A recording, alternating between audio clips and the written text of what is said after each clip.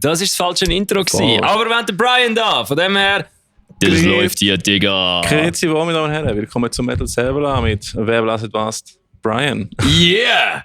Und es ist nicht nur irgendwas, sondern «Wer bläst was?» ist zurückgetreten vor einem Monat. Stimmt. Und darum kann ich jetzt mit gutem Gewissen sagen, ich bin Gastreporter von Metal Servela. Yes. Willkommen! Der Ricky und ich können einfach nichts dafür. Gell? Also ich habe wirklich Nachrichten bekommen, was wir zwei gemacht haben. Dass, wegen dem Thumbnail von der Folge, weil ja der Ricky und ich dort vor euch im Grab machen. So. Und ihr brötelt den Servila auf unserer Asche. Ja, genau, Wie geil ist das? Genau. So genau habe ich es gar nicht gesehen. Mal, der Ricky macht das und du bist so ein Gang-Signs machen. Schau jetzt nochmal an. Geil. Voll. Gastreporter oder eben, wir sind Teil vom Metal selber Universum. Wie wir das machen, ist ja... Schauen wir dann, oder? Wird sich noch zeigen. Hast du jetzt gerade gespoilert, dass wir den Brian aufgekauft haben? Haben wir das sollen sagen oder nicht? Ja, ist schon gar mit den Wir Brian wissen ja aufgekauft. selber noch nicht, wie Eben, das genau. sein wird. Von Ihr dem wisst her. ja alle, dass ich den Brian nicht wird schweigen lassen von dem her. Genau. Es gibt nur eine Option für den Also, Mann. wir schauen noch, wie wir das Tut mir machen, leid. organisatorisch und was auch immer. Aber ja, Brian ist jetzt Teil vom Metal selber Team. Willkommen im Team. Dankeschön! Darfst du Jawohl. dafür so einen Sticker nehmen? Ich mache extra Mega noch nice. ein Logo mit der dritten Wurst. Dann ist Jo, aber kannst du bitte einfach so die Wurst an eine Wurst... Ist egal. egal. Das ist jetzt gleich. Voll. Wir sind da am ICU Festival. Und ich hatte gerade vorher schon den absoluten Mindfuck-Moment gehabt, weil sich einer von der Band vorgestellt hat, glaubst du? Weiss aber nicht von welcher. Ich weiß auch nicht, aber er heisst Noe und der Noe hat das Gefühl, irgendwie kenne ich dich. Und ich so, irgendwie kenne ich dich Der auch. neue ist ja von Firesei, nicht? Ist das? Gut Okay. möglich, ja. Und dann habe ich herausgefunden, dass der Noe bei mir mal im Jugendsport war vor etwa 10 Jahren. Also ich glaube es, ich bin nicht sicher. Schauen wir dann, wenn die spielen. Wir sehen es, wenn sie auf der Bühne sind. Ja, voll. Aber das bringt uns gerade zu der Bühne, weil in etwa einer Minute eröffnet Before the DK Oh, stimmt, ja. das diesjährige und insgesamt dritte ICU-Festival. Jawohl. Wir sind zum zweiten Mal da am Podcast, diesmal mit Video. Yeah. Ihr seht Leute, wir werden da random Bandmitglieder da irgendwie Brian- kidnappen und anbringen. Brian hat ein AAA-Bändchen organisiert. Genau, das ist Triple super. A. Mit Triple A. Batterie. Schade, ist nicht Triple X, aber du, kann man noch machen. Oder der Triple H. Ja, Ich schwör's dir, falls ich mal ein Konzert veranstalte, gibt es kein AAA-Pass, sondern es gibt auch so eine Batterie. ja, Du kommst perfekt. einfach so eine kleine Batterie über und jedes Mal, wenn du irgendwo im Backstage warst, musst du die scheiß Batterie für kramen. Und wenn der Bruder zu viel trinkt, gibst du eine Doppelbatterie, dann ist gut. Also, Rappen wir geschwind ab, was uns erwartet. Ja, Ja, machen genau. die das schnell? Ich klaue uns schnell Tischdeko, dass wir gut aussehen. Ah, ja. Oh das ist ja, eine es gute gibt etwas Idee. an fürs Auge. voll. Also, genau, wir schauen heute einige Bands Yeah. und werden hoffentlich dann ein paar von denen auch im Podcast einladen. Als erstes kommt Before the Decay. Haben jetzt gerade angefangen, wir gehen Ja. so schnell wie möglich Wir schauen. müssen schnell checken. Dann spielt Henry B. von Yeah. der Westschweiz. Sie haben noch nicht angefangen, weil das Lied, das jetzt läuft, ist definitiv von Papa Roach. Ah, okay, in dem Fall. gut. In dem Fall noch nicht angefangen. Dann Contortion. Geil. Feinster Thrash Metal. Dann auch viele sein natürlich. Die das Festival auch beistellen. Organisieren. Genau. So, Shoutout Corinne. Und dann Save Last Breath. Kennen wir auch. Ja, voll. Dann haben wir den Dave leider nachher. Dann. Der Überheadliner schlechthin. Aber so zur Hey. Info, ich habe ihn das mal nicht getestet, das war der Ricky gewesen. Nur weil du nicht am Mikrofon bist. Aber ja, nachher spielt Abby Falls. Aus Tschechien, gell? Das letzte Mal, als ihr in so einer kleinen Location gesehen bis Werk Baden. Weil es ist nicht mehr in Böswil, es ist jetzt im Werk. Ja, wir sind im Werk tatsächlich. Wir sind mega nahe von die Heim. Headliner ist für mich der ÖV. Headliner ÖV heutzutage, vor allem der Ricky, der mit dem Auto da ist. Ja, am besten. Und dann spielt noch Soulline, die auch feinste Melodeath machen. Aus dem Tessin. Aus dem Tessin sogar? Ja, abgesehen von Rätoromanisch haben wir alle Sprachregionen Oh abgedeckt. shit, ich habe gemeint, wir können mit einiges am Englisch heute reden. Ist so, ja. Alright. Man kann sie einfach eiskalt ausgrenzen. Machen wir nicht. Nein. Dann machen wir offen, wer will, kommt das Mikrofon und genau. Tipptopp, also einfach gehen wir jetzt Before the Decay schauen und dann schauen wir weiter. Ja, voll. Yeah, see you Also. später. Bye bye. See you on my see you. Ja. Wahrscheinlich. Yeah! Jetzt habe ich dort wieder Brian, geil. Alright. Also, wir sind zurück im Metal Table mit dem Jan, der neue Sänger von Firesei. Willkommen. Hoi Jan. Danke, Und- darf ich da sein? Und neuer Sänger von Viele sein und du bist schon noch bei Dings, oder? Ja, ich bin immer noch bei Another Approach. Ja. das gibt's noch. Genau. Cool. Ja, aber hey. Brian, wir haben das Singen da, du sollst das nicht allzu laut sagen. Das stimmt. Du könntest das missverstehen. Nein, los, Jan, du bist ja der neue Sänger von Ephelia's Eye. Bald trittst du zum ersten Mal an eurem eigenen Festival auf mit dieser Band. Jetzt ist aber mit der Band, die gerade gespielt hat, der Altsänger von Ephelia's Eye auftreten. Was hat das in dir ausgelöst? Ich glaube, was spicy Frage, willst du jetzt das in fronten oder was? Der Döme von Safe Last Breath ist zwischen Verfechter davon, dass er gerne mal ein bisschen mehr Beef in der Schweizer Metal-Szene will. Also wenn du anfangen willst, darfst du gerne. Nein, lieber nicht im Fall. Also es hat jetzt nicht so mega viel ausgelöst. Ich finde, er hat das gut gemacht. Absolut. Ich kenne ihn ehrlich gesagt voll nicht gut. Wir haben das eigentlich nie mehr getroffen. Also er war schon ganz weg, als ich dann dazugekommen bin. Darum habe ich nicht wirklich viel dazu zu sagen. Sorry, kein Beef. Alright, kein Beef. Schade. Das ist wie so ein veganer Burger. Du sagst es. Ja, kein Beef, aber wie haltet sich in deinem Bauch mit dem flauen Gefühl von wegen Auftritt und so? Du hast jetzt gesehen, bei der ersten Band, Before the Decay, schon recht viele Leute. Bei euch werden es tendenziell noch einiges mehr sein. Ja, ich hoffe es mal. Ja. Und? Nervös? Jetzt geht es gerade noch. Jetzt bin ich mehr nervös, ich muss ein Interview geben. Das mache ich noch nie. Aber ja, nein, bis jetzt geht es noch. Natürlich schon ein bisschen Anspannung wie vor jedem Auftritt, aber jetzt nicht speziell. Wir haben ja schon mal ein Konzert gespielt. Und mit Another Approach hast du auch noch einiges gespielt. Ja, von dort habe ich schon. Aber es ist schon noch mal etwas anderes mit einer neuen Band. Das ist wie, also, ich glaube, das hören wir immer wieder so von grösseren Artists, wenn sie irgendwie eine neue Tour haben und wenn sie die ersten paar Konzerte sind wir trotzdem nervös, wenn sie schon 25 Jahre auf der Bühne stehen. Also so ein bisschen mehr schon noch wie bei Another Approach, aber wenn du halt etwas machst, was du noch nicht gewöhnt bist, dann ist es immer etwas Neues, ja. Aber es hilft natürlich, dass du schon weißt, wie es auf der Bühne sich anfühlt. Genau, ein bisschen Roundhouse-Kicks machen und so. Kickflip. Violent Dance ist im Fall verboten, gell? Also auf der Bühne. An diesem Festival wird das nicht toleriert. Respektieren wir natürlich. Ja klar, natürlich. Also ich darf auf der Bühne, glaube ich. Auf der Bühne dürfen wir, glaube ich. Einfach vor der Bühne nicht. Knockst einfach mal all deine Bandkollegen raus. Bella und ich haben mal Violent Dance an einem Another Approach-Konzert. Ja, stimmt. Im GZ Punk, ja. Ja, wir sind der Brian und ich sind extra und haben das Gefühl, das ist uns wesentlich zu anspruchsvoll technisch. Viel zu kompliziert, die Musik. Und dann haben wir Violent Dance. Das ist also ein paar Songs zum Rumginken haben wir ja schon auch. Ja, aber wir haben es wirklich, ich bin glaube sogar noch, ich habe so Ninja-Rollen am Boden gemacht und alles, wenn ich mich richtig daran erinnere. Bei mir ist es halt beim White Miller geblieben, ich getraue mich wie nicht mehr. Aber hey, was ist zu erwarten von eurem Gig heute? Habt ihr etwas Spezielles geplant an eurem eigenen Festival? Ja... Nicht mega speziell, aber wir haben natürlich schon spezielle Show, aber die haben wir schon mal gespielt. Darum, wir haben sie schon mal getestet und jetzt hoffen wir, heute wird es nochmal in der Medbar haben wir ein paar Tage. Genau, in der Medbar vor einem Monat etwa, ja. Genau. Und heute ist schon sehr gut gelaufen, genug Leute gehabt, sind richtig abgegangen und jetzt hoffen wir, dass heute nochmal ein bisschen eine Steigerung zu dem gibt. Ganz geil. Also ich habe nur die Videos gesehen von eurer Wall of Death dort. Ja, gesehen, ja. Aber ja, das macht Hunger auf mehr, absolut. Dann haben wir noch fast unseren Mischer kaputt gemacht. Erzähl mal mehr, komm. Ja, also, es war so gewesen. Ich habe halt Wall of Death angesagt und der Sandro, unser Bassist, hat auch mitgemacht, aber er hat weniger so gemacht und mehr so ein so. Oh. Und da hat der Mischer das Gefühl gehabt, oh shit, etwas mit dem Basssound stimmt nicht. Ist durch den Pit durchgerannt auf die Bühne zum Bassist so und er hat nicht verstanden, was los ist. Und dann, genau dann, sozusagen, wo der Breakdown kam, ist er wieder zurückgerannt und einfach zwischen die Fronten reingekommen. So viel Pech. Zum Glück lebt er noch, weil er ist heute auch wieder da am Mischen. Nicht schlecht. Unfreiwillige Wall of Death. Ja, der Gurdin. Ah, ja. So Gurdin hat uns, als ich mit der Punkband in Boschiavo gespielt habe, hat der Gurdin uns gemischt. Das war sehr ein geiles Sieg. Heftig. Ich bin dort am Spielen, plötzlich einfach so Snare, viel Hall drauf. Ich habe aufgehört zu singen, ich höre mich immer noch. Gurdin hat es gut gemacht. Das kommt sicher gut, wenn er... ja gut, er mischt ja alles, oder?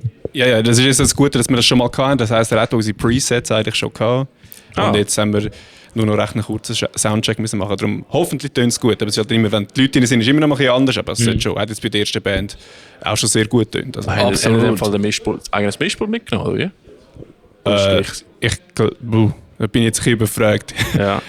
So in der Technik bin ich nicht so versiert. Das heisst, ich bin einfach froh, wenn ich mich höre auf der Bühne. Und dann ist schon mal gut. Ja, voll. Oldschool, sehr gut.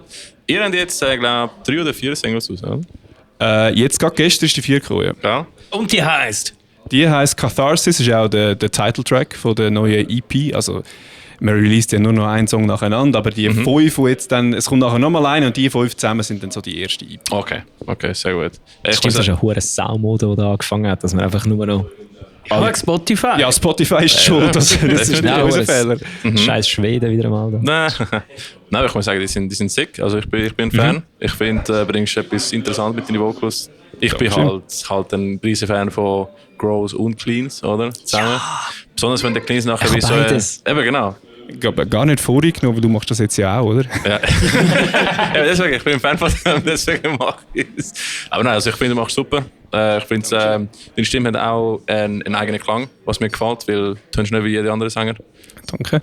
Und das stimmt, ich habe nicht gewusst, dass du der neue Sänger von Ophelia Sei bist, oder ich habe es einfach wieder vergessen. Und dann, wo der Ricky mir, weil so viel passiert ist, und hat der Ricky mir den neuen Track von euch gezeigt. Und ich so, das ist der, Und er so, ja, es ist ein. Ich so, ja, gut, okay, gut. Ja, dann.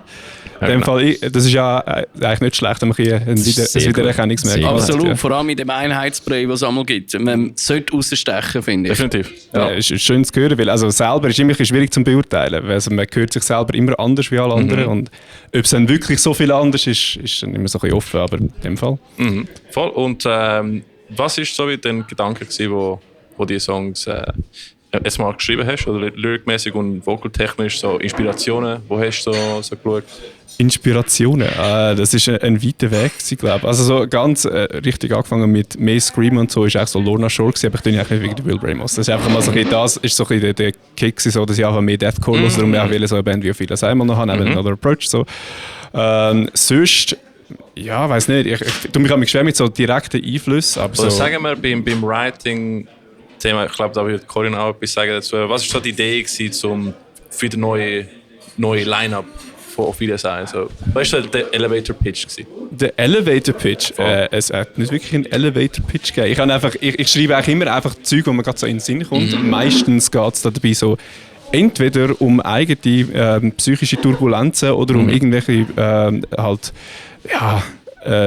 Probleme, die es in der Welt rausgibt, die ich gerne ansprechen würde. So, und so ein bisschen die Spannung zwischen dem. Also, sagen wir mal, zum ein bisschen hochstochen, sorry, ich bin ein bisschen studiert in diesen Sachen. So sind ich habe einen Bachelor in Englisch, darum ist es zum Teil ein bisschen vielleicht abstrakt, aber es geht viel um Weltschmerz. So. Ich weiss, wo wir uns jetzt Infos holen, wenn wir uns nicht sicher sind wegen Kommas bei seiner Band.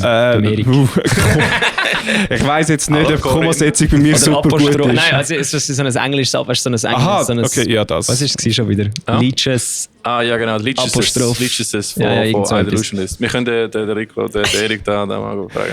Also, das ist jetzt kein, sagen wir, es ist jetzt kein Pitch gewesen, dass alle mir Lyrics geben zum Proofreaden. Das kann ChatGPT im Fall auch. Das kann ChatGPT auch, oder? Ja, DeepL auch, stimmt. oder? Ich kann es auch, aber ich mache es nicht. Ja. Nein, natürlich nicht. Aber Nein. In dem Fall. Aber ich habe noch etwas schnell zu dem Thema, wenn ich das frage kurz. Du bist ja als neuer Sänger dazugekommen. Wie ist das so ein bisschen, haben sie dir von Anfang an einfach gesagt, du bist der neue Sänger, du schreibst Text? Oder haben sie dir so gesagt, hey, du bist der neue Sänger, wir haben das immer so ein bisschen so gemacht in die Richtung, orientier dich bitte an dem? Oder ist das einfach so... Wie haben die das gemacht? Wie ist das für dich? Weil ich kann mir auch vorstellen, wenn du als Band dich quasi... Gut, ihr habt ja ganz etwas Neues gemacht. Es ist ja nicht... Es ist ja... Es ist nicht der gemachte Band, wo er einfach nachher alles nachsingt. Es ist wirklich wie nochmal neu erfunden. Genau, es ist ja eigentlich nur der Name gleich, der Rest ist neu, oder? Kann man so sagen. Also bist du die falsche Person, um das zu fragen. Ja, vielleicht schon ein bisschen. Also ich kann vielleicht etwas dazu sagen, eben, dass halt nicht so mega viele Vorgaben gegeben hat, weil ja von der vorherigen Konstellation nur 2 Leute übrig geblieben sind, wo beide nicht mega fest involviert sind im Songwriting voran. Das heisst, wir haben, wo ich, also Corinne schon so ein bisschen, das andere glaube ich eher nicht, aber don't quote me on that. Die wir nachher verifizieren. Ja, und man quotet dann also direkt. Natürlich. Nein, und dann ist mehr so, wir haben am Anfang, ich bin ja als Erster dazugekommen, dort haben wir noch keinen neuen Drummer und neuen Gitarrist gehabt und darum war wie so alles sehr offen gewesen. Wir haben dann mehr, schon so gesagt, dass ich schon ein paar solche Songs geschrieben hatte, von denen hat es jetzt aber wirklich nur eine bis ins Endprodukt geschafft. Ich glaube, am Anfang ist das immer so, wenn man so wirklich eine neue Konstellation hat, muss ich zuerst so ein bisschen finden, wie das Songwriting funktioniert. Und jetzt ist es meistens schon, aber einfach eigentlich so, dass der Noah, der neue Gitarrist, die meisten Songs mal von Grund auf schreibt, einfach die Instrumentals, und ich mache nachher Lyrics und Vocals drüber hin. So ein bisschen. Und, ja, also und einfach meistens bounced so ein bisschen hin und her zwischen uns beiden und nachher schreibt er irgendwann dann Tabs für die anderen zum Nachspielen. Es ist natürlich auch ein bisschen fies, er ist, bevor er Gitarre gespielt hat, auch Drummer gewesen, das heisst, er macht auch sozusagen das Drum gerade für den Noe. Das ist immer kompliziert, Noah und Noe. Ja. Programmiert er schon vor und er muss dann halt das spielen, was ihm vorprogrammiert worden ist. Also das ist wirklich fast wie eine neue Band komplett. Eigentlich schon. Also eben, es ist echt richtig, was du vorhin gesagt hast. Funktioniert das gut, dass ein Schlagzeuger das nachher... gut, wenn der andere Schlagzeuger ist, dann wird er wahrscheinlich kein Seich zusammen programmieren. Aber weil wenn ich das Schlagzeug programmiere, kommt der Domi immer und sagt, Alter, mach das scheiß Schlagzeug weg. Er hat das nicht so gehört. Mach das weg, ich muss es hören ohne das. Ja, ich glaube, das funktioniert recht gut. Also es gibt natürlich schon mal so, dass man dann zwischendurch mal merkt, so, da wäre vielleicht besser noch etwas anderes, aber es ist mehr dann der Songwriting-Prozess. Dass es vorher ein völliger Murks gewesen wäre oder so. Vorher hat der Noah vorher gespielt dann? Sie haben, das müssen wir Sie jetzt selber fragen, ich glaube, Sie haben noch nie vorher eine andere wirklich so Bands gehabt. Sie sind jetzt, also Sie haben schon so Schülerbands und so sind sie auch dabei gewesen. Sie haben noch eine andere Band, wo Sie zusammen dabei sind, nebendran. Da bin ich aber nicht auf dem neuesten Stand, was dort genau läuft. Darum, das müssen wir Sie jetzt selber fragen. Ich frage mich jetzt gerade, wie alt das der Neue ist. Jünger als du? Definitiv muss er jünger sein als ich, weil ich der Neue war ein Kollege vom Timo, der bei uns ein Interview gemacht hat. Weißt du? Der hat es ja gesagt. Sein Kollege ist bei Wieder der Drummer. Ja, das würde etwas Sinn machen, weil ich habe vorher gerade herausgefunden, dass ich mal Jugendsportleiter vom Neuen war. Stimmt, ja, das habe ich mitbekommen, ja. Ganz witzig. Random gewesen. Insane, okay. Ich habe wirklich gedacht, Corinne hätte die Songwriting gemacht und dann würde es ein bisschen flüssiger Übergang sein, aber dann ist es wirklich eine komplett neue Konstellation. Ja, es ist wirklich eigentlich alles neu, außer der Name. Also so falsch ist das schon nicht gewesen. Ja. Alright, interessant, spannend. Aber Einfluss von dir selber? Erzähl mal weiter. Einfluss von mir selber? Also wie weit zurück willst du jetzt? Keine Ahnung. Wer hat dich inspiriert zum Vocals anfangen? Vocals? Sagen wir es mal so. Wir haben noch 13 Minuten Zeit, bis der Experte spielt. Alright, also. Okay, also schnell. Inspiriert zum Vocals anfangen, das weiss ich ehrlich gesagt nicht mehr so genau, aber also wirklich nachher so, wo die dann so bei Another Approaching jetzt erst angefangen, jetzt sind schon so Spencer's Hotel oder so, Periphery. Das ist eine grosse Inspiration. Okay, ja. Noch ein paar andere aus dem Prog-Bereich dort, aber ich bin mega schlecht mit Namen, aber so halt Haken ist dort ein grosser Einfluss gewesen, so, das heisst dort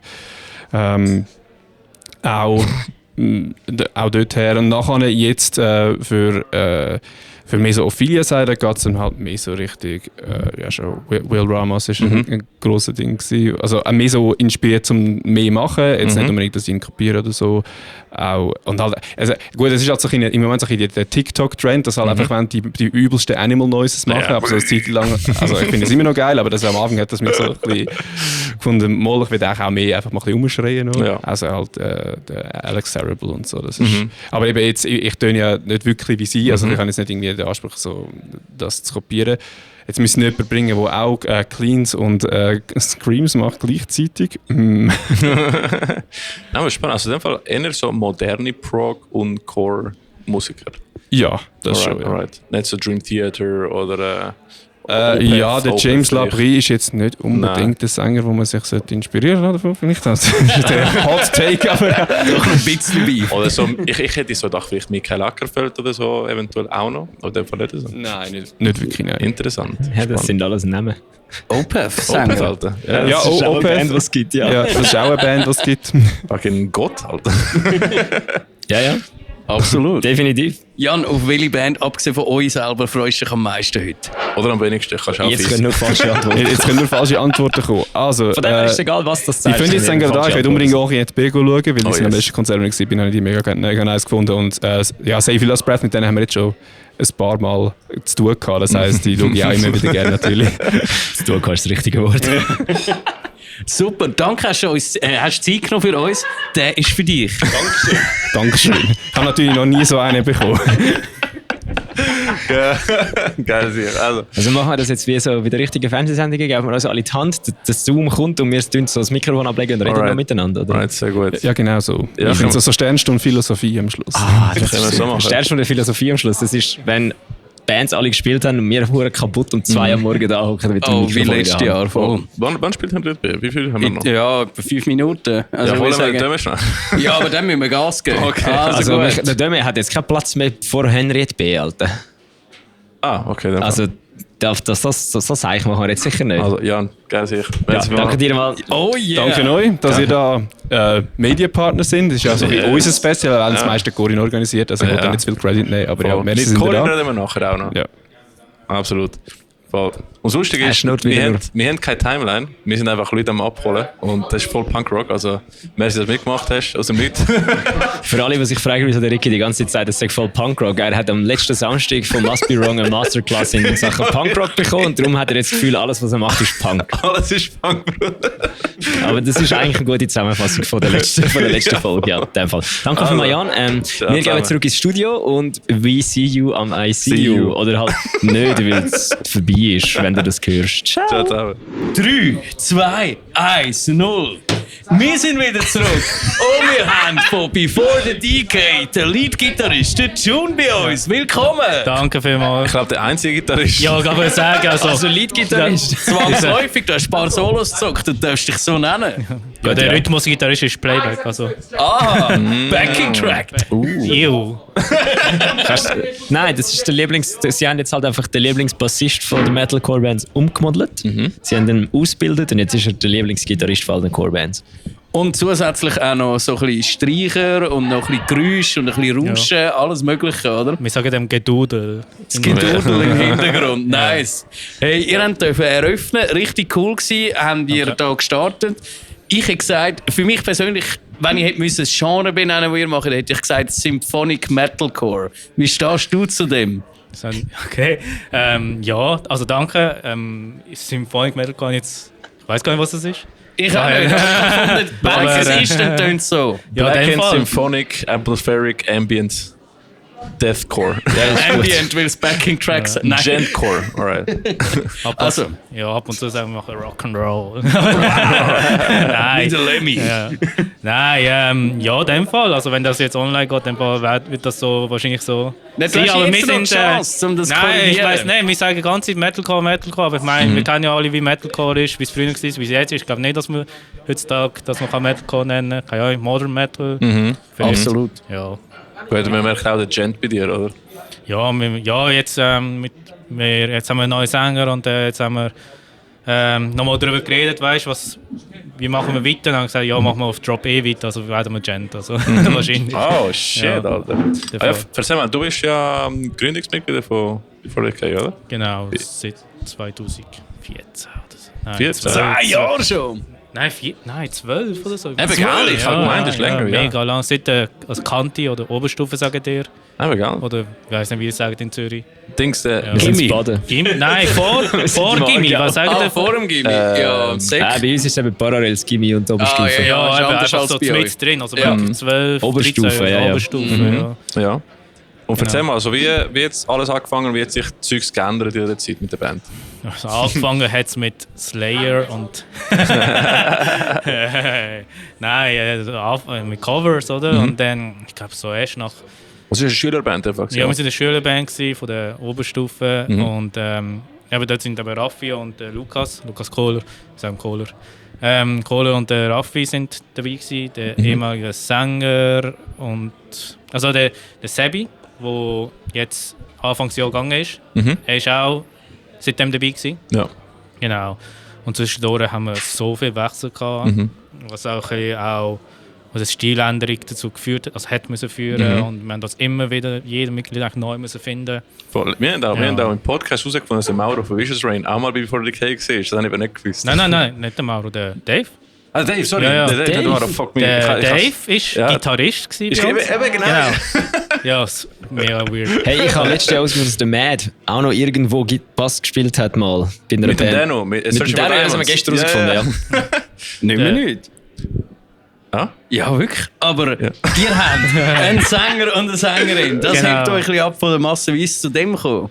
Einfach weil Sängerin dazu gekommen ist. Und haben wir auch gesagt, Aha. Sie kommt jetzt gerade dazu, wie du sagst. Ich schwöre, ich lade Ricky nie mehr etwas organisieren. Ich mache jetzt einfach alles selber. Jetzt haben wir schon angefangen. Das ist kein Problem. Nehmen Sie Platz. Und jetzt schießt es mich so richtig an. Ihr müsst leider das Mikrofon teilen, weil wir einfach 3 Typen sind und 4 Kanäle haben. Hörst du sie?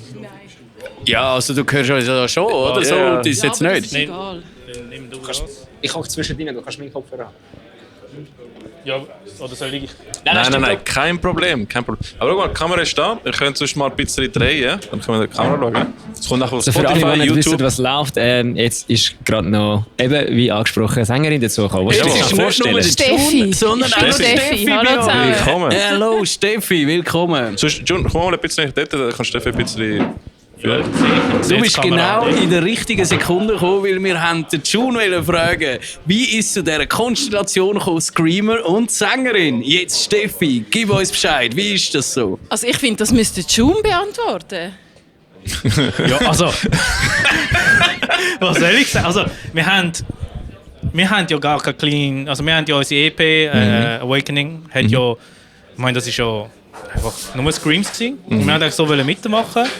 Aber irgendwie haben wir mal vergessen, dass wir online irgendetwas gepostet haben, und wir suchen einen Sänger. Wir haben das irgendwie vergessen. Ich weiss nicht, was für ein Forum. Ich glaube, das weißt du besser. So ein Boomer-Forum. Ja, so ein Boomer-Forum halt. Warte. Ist es... fuck. Ich kann sicher mal den Amarinserat Das findmygig.com. Oder so meine Band. irgendwie so. Ja. Also wirklich so ein Forum. Und dann haben wir mal irgendwie eine Benachrichtigung bekommen, Mail bekommen, dass eben Steffi möchte mitmachen. Und dann haben wir gedacht, das ist ein Scam natürlich oder so, keine Ahnung. Und also ich glaube, das ist so die Geschichte. Dann bist du mal vorbeigekommen und haben einfach ausprobiert und es hat gerade passt einfach von der Persönlichkeit. Dann haben wir gesagt, hey, ja, ich meine, es passt gerade so gut, dann müssen wir uns auch gerade alles wieder anpassen, alles neue Lieder. Dann haben wir dazwischen auch noch Gitarristenwechsel 2-3 Mal auch dort haben wir uns anpassen. Aber wir haben dann gesagt, ja, jetzt machen wir halt wieder normal Metalcore, keine Ahnung, halt mit Cleans. Und Normal Metalcore. Also Steffi, erzähl mal von dir. Hast du vorhin andere Bands gespielt? Wie war deine Karriere so bis jetzt? Ja, Karriere würde ich das jetzt nicht nennen. Wir machen jetzt ein Business. Also ich habe schon in mehreren Bands gespielt. Ich habe mit irgendwie 18 in der ersten Band gespielt, aber das ist mehr so ein bisschen Hard Rock, Heavy Metal. Right. Das ist 100 Jahre her, ja. Wie hat die Band geheißen? Um Himmels Willen, du fragst mich etwas. Das ist immer der Name von der ersten Band. Amex ist entweder genial oder ultra cringe. Es ist ultra cringe. Okay. Ich weiss nicht mehr mal den Namen, es ist Jetzt ewig wollte ich den her. Namen wissen. Das ist so ähnlich wie die erste Beziehung. Ja. Entweder hast du sie immer noch oder du denkst so, what the fuck ist das gewesen? Ja, es ist lang her. Da habe ich zwischendurch sogar mal noch so in einer berndeutschen Mundart-Rockband Nein, gespielt. ist Ihr hört, wie gut ich Berndeutsch rede. Also es ist recht eine Challenge gewesen. Ja. Ja, also ja, auch ich kann es nicht. Eben, Ich ich kann es auch nicht. nicht. Also es ist unmöglich. Und dann habe ich mal ein bisschen Pause gemacht, weil ich noch studiert habe. Keine Zeit mehr gehabt, leider. Und ja, nachher habe ich da die komischen Sachen da gefunden. Und irgendwie hat es gepasst. Alright. Also jetzt sind wir seit schon, wie lange sind wir jetzt schon zusammen? 6 Jahre. Wahnsinn. Das ist crazy, alright. Gell? Keine Beziehung hebt so lange. Die meisten nicht. Das ist krass. Alright. Und was würdest du sagen, sind die Einflüsse, die du am meisten mitnimmst von Musik? Das ist eine gute Frage. Ich habe keine Ahnung. Alright, spannend. Also bei dieser Frage habe ich einfach mal das Ding herausgefunden. Ich sage einfach die Bands, die ich am meisten höre. Das sind dann so meine Einflüsse immer gerade im Moment. Ich glaube, ich höre keine Band mit Cleans. Darum, interessant. Spannend. meine Einflüsse ist einfach meine Intuition, so wie ich den Song fühle, wie sich es gerade richtig anfühlt. Das ist so etwa das. Aber ich höre eigentlich wirklich praktisch keine Bands mit Cleans. Ich kann es mehr so richtig... Was sind so die Lieblingsbands? Wenn du jetzt eine Band sagst mit Clean Vocals, ich raste aus. Ich glaube, der June sollte das sagen. Ich weiß doch nicht, was du hörst. Also, jetzt mal, Mal, ich finde, das ist ein gutes Experiment, das können wir jetzt machen, wie so ein Newlywed-Game. Du sagst jetzt ihre Lieblingsband und sie sagt nachher, ob es stimmt. Perfekt. Und nachher umgekehrt. Ja, du siehst so aus, als würdest du ACD sein, ich weiß nicht. Ja, also nein, nicht wirklich. Hast du nicht? Ja. Nein, hey, ich glaube, du hörst doch Killswitch Engage, hast du mal gesagt.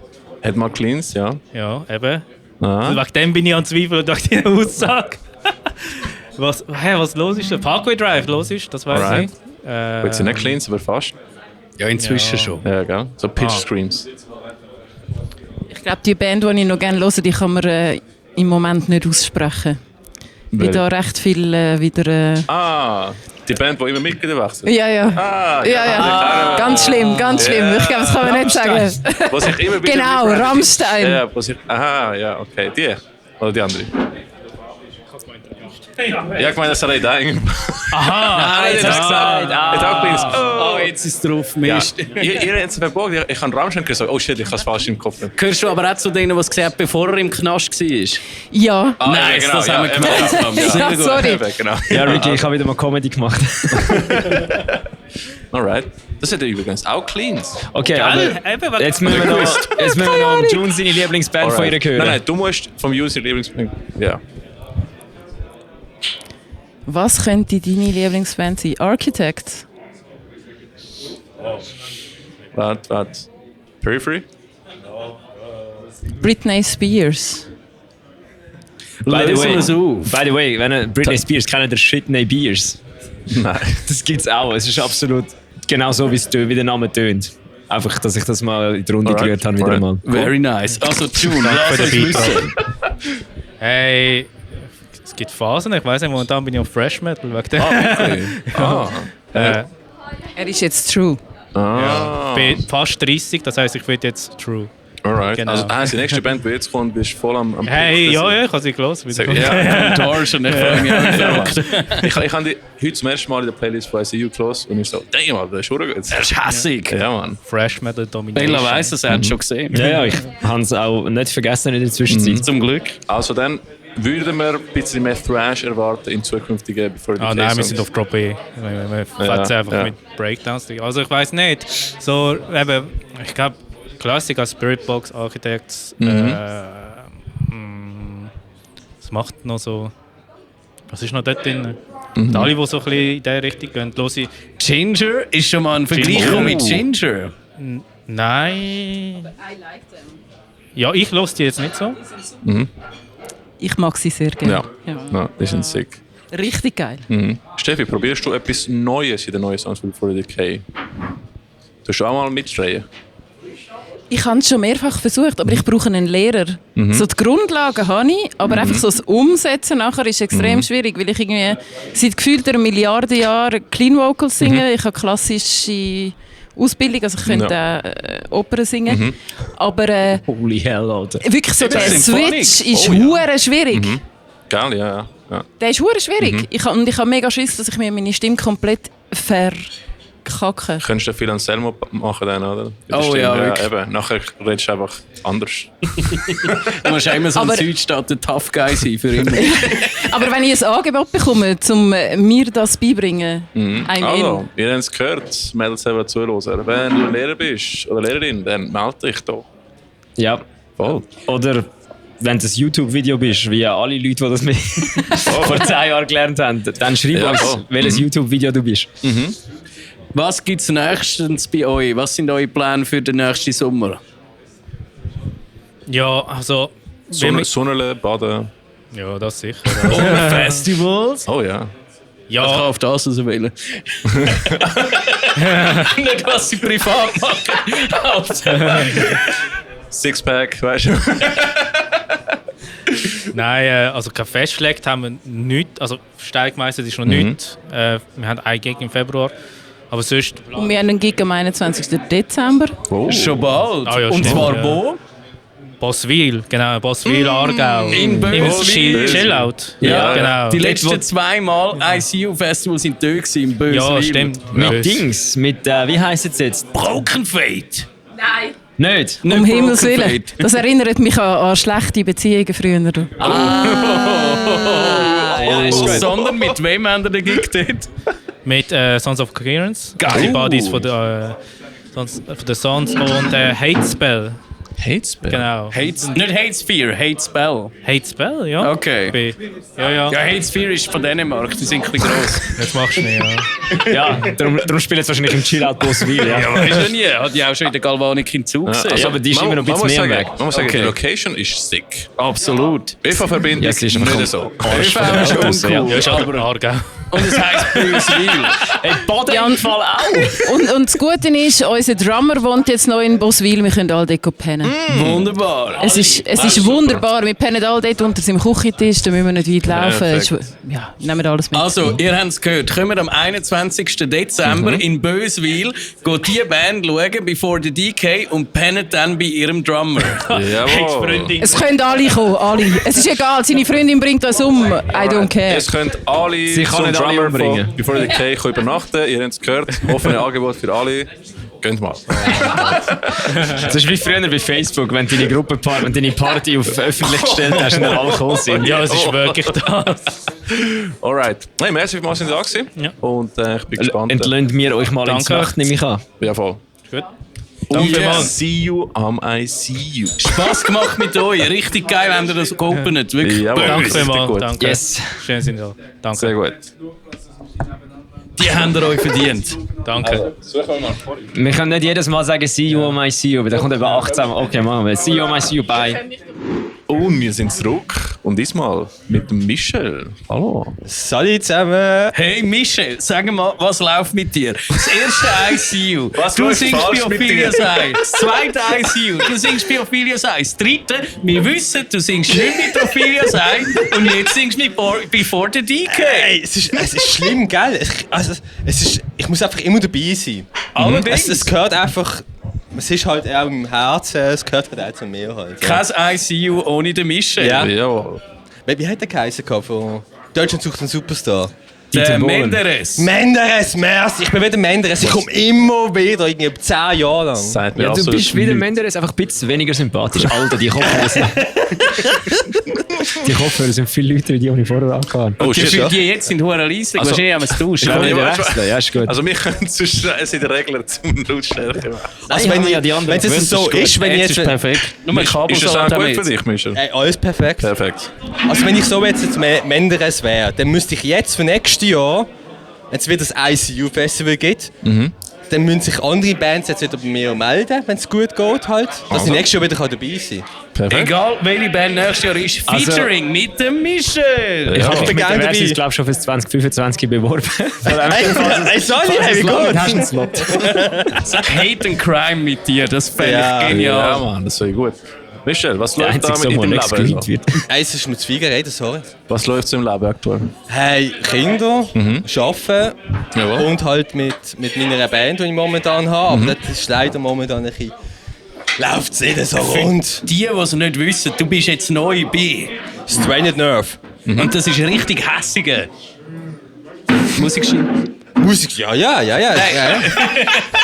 Das ist HC, oder? Nein, leider nicht. Einfach gemeint, Weißt du, das ist ja der Witz. Weißt, ich kann ja, jetzt müssen wir dort die Karte auf den Tisch legen, oder? Das okay. ist, ich habe ja ihn schon angefragt und ihn schon angefragt, ob wir eine HC-Band machen, oder? Ja. Und die sicher haben das hinterher einfach gemacht. Nein, es ist so gesehen, Michel. Ja.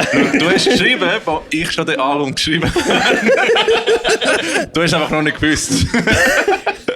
Das ist gerade da, wo wir am Kochen waren im Fall. Ja. Aber was Sie ist haben das? ohne mich gekocht. Strained Nerve, ist das Death Metal oder was? Melodeath. Melodeath, Ja, okay. ja. Wieso? Schon wieder Ich habe immer Melodeath. HC im Kopf gehabt. Mein Herz ist Herz. schwer, ja, ist schwer für HC. Ja, verstehe ich. Also Ich möchte Bands. am liebsten die Leute ins Gesicht spucken auf der Bühne. Also sollst du Punk machen eigentlich? Nein, also HC-Bands, wenn ich mal ein Feature-Event von einem sehr guten Shouter, dann schreibe ich da mal Michel. Haben Sie es gehört? Aber gut bin, dann lassen wir das alles im Raum stehen. Ich gebe mir Mühe. Hey, jetzt sind 2 Bands durch, 5 kommen noch. Kommt noch mal ein Michel-Featuring heute? Nein, leider nicht. Oder weißt es du einfach noch nicht? Ich weiss es nicht, aber noch nicht. Ich bin mir sicher, wenn es so weitergeht, kommt er später nochmal im Podcast. Ich bin immer gerne dabei. Mir freut das halt. Ich liebe halt. Es ist schade, dass die Metal-Szene sich so untereinander selten unterstützt. Und ich finde, ich genieße es mega. Ich bin hier angekommen und habe lauter Freunde und Kollegen getroffen. Sehr gut. Absolut, Und das freut mich jetzt mal mehr, desto grösser mein Horizont ist, dass ich noch mehr Leute treffe. Absolut. Das ist richtig toll. Das ist geil, ja. Das freut mich. Ja, ich meine, wir sind da im Backstage gekommen und ich habe so gesagt, du kommst im Podcast, dich kennen wir auch. Dann kannst du einfach den Platz führen mit coolen Leuten, oder? Ja. Finde ich nice. Ja. Der June hat sein Wasser vergessen. Oh shit. Das nehme ich nachher. Das geht gar nicht, Alter. Ei. Wer denkt denn schon an Wasser? Okay, das ist alkoholfrei. Ja, das ist spätlich Wasser, ne? Ja, Brüder Dan ist straight edge geworden, weil er das Gefühl hatte, ich fange jetzt an bouldern und ich bin jetzt gesund. Ja, eure Boulder-Videos sehen. Und ich Du habe bist auch Boulder, gell? Ja, und ich habe einfach gesagt, ich trinke keinen Alkohol mehr an Konzert, weil ich über 60 Konzerte gegangen bin im Jahr und das Gefühl hatte, jedes Mal 5 Bier reinstellen ist eventuell nicht so eine gute Idee. Hast du schon 60 das Jahr? Ich habe 60. Nein, 57. heute. Ich habe, glaube ich, etwa 65 schon. Oh, crazy. Oh, man! Also ich arbeite auch bis Ende Jahr über 60, ist fix geplant, aber Respekt, Bella. Wie viel hast du? Er hat Kind. Oh, viel weniger. Ich bin Son of Queens schauen und Tuesday Tuesday in, wie hat das geheißen, in Bern, in einer Jugendherberge. Oh. These Days und Those Days? Ja, genau, geil. genau. Slam aus Tour. Ja, genau. Ja, Bei böse. denen habe ich mir Probe gesungen. Heftig. Es war zeitlich auch das Thema, dass ich bei ihnen gegangen singen. Wäre geil gewesen, absolut. Ja. Aber es war mir dann doch ein bisschen too much gewesen. Ah, verstehe ich. 64. Böse, du bist mir Damn. 7 voraus. Respekt, Bella. Gut, die Hälfte von denen hast du wahrscheinlich gespielt, oder? Nein. Nein, nur etwa 10 höchstens. Okay. Ja, egal. Na, Michel, Ja. sag Hau mal, raus. Schweizer Szene, was für Bands feierst du gerade mega? Oder findest du cool? Boah, ich habe am letzten ICU-Festival habe ich Uncircle nicht wirklich auf dem Schirm gehabt und im Nachhinein richtig gemerkt, dass die sackstark sind. Also, das ist aber auch absolut Chaos. Das ist insane. Die haben so Fun Also gemacht. ich schäme mich eigentlich dafür, dass ich es nicht auf dem Schirm hatte und dann nachher gelesen und denke so, wow. Gut, wahrscheinlich, weil früher haben sie Circle of Execution geheißen. Ja. Dort haben wir mal zusammen gespielt mit Whitehead, mit den Jungs. Und seitdem habe ich die eben im Visier. Aber sonst, sie haben nachher Rebrand gemacht und ja, dann ist schwierig. Und eben, sie sind aus Romandie oder so. Es hat leider so ein bisschen Disconnect. Jetzt weniger, habe ich das Gefühl. Also jetzt sehe ich mehr. Ricky, das heisst immer noch Röstigraben. Es ist ein Röstigraben, ja. Lern's. Das ein ist Röstigraben. das Wort, das du sagst, ist Röstigraben. Dann gibt's- natürlich Save Your Last Breath, ganz stark. Das ist natürlich, also schon, Das sagst du jetzt auch nur, weil sie dann gerade am Essen sind. das Oder? ist doch mir scheißegal, die kennen mich ja nicht einmal. Gut, mittlerweile habe ich die so vielmals gesehen, dass ich die nicht mehr hören kann im Fall. Also, aber die Ja. sind gut. Wenn sie wissen, was wir gerade reden, dann würden wir jetzt nicht so herzig überwinken. Das hat, also Tao ist natürlich auch ganz gemein. ja. Taoist, jetzt fängt er an. Ein HC, das braucht die Schweiz, oder? Ja, der Absolut.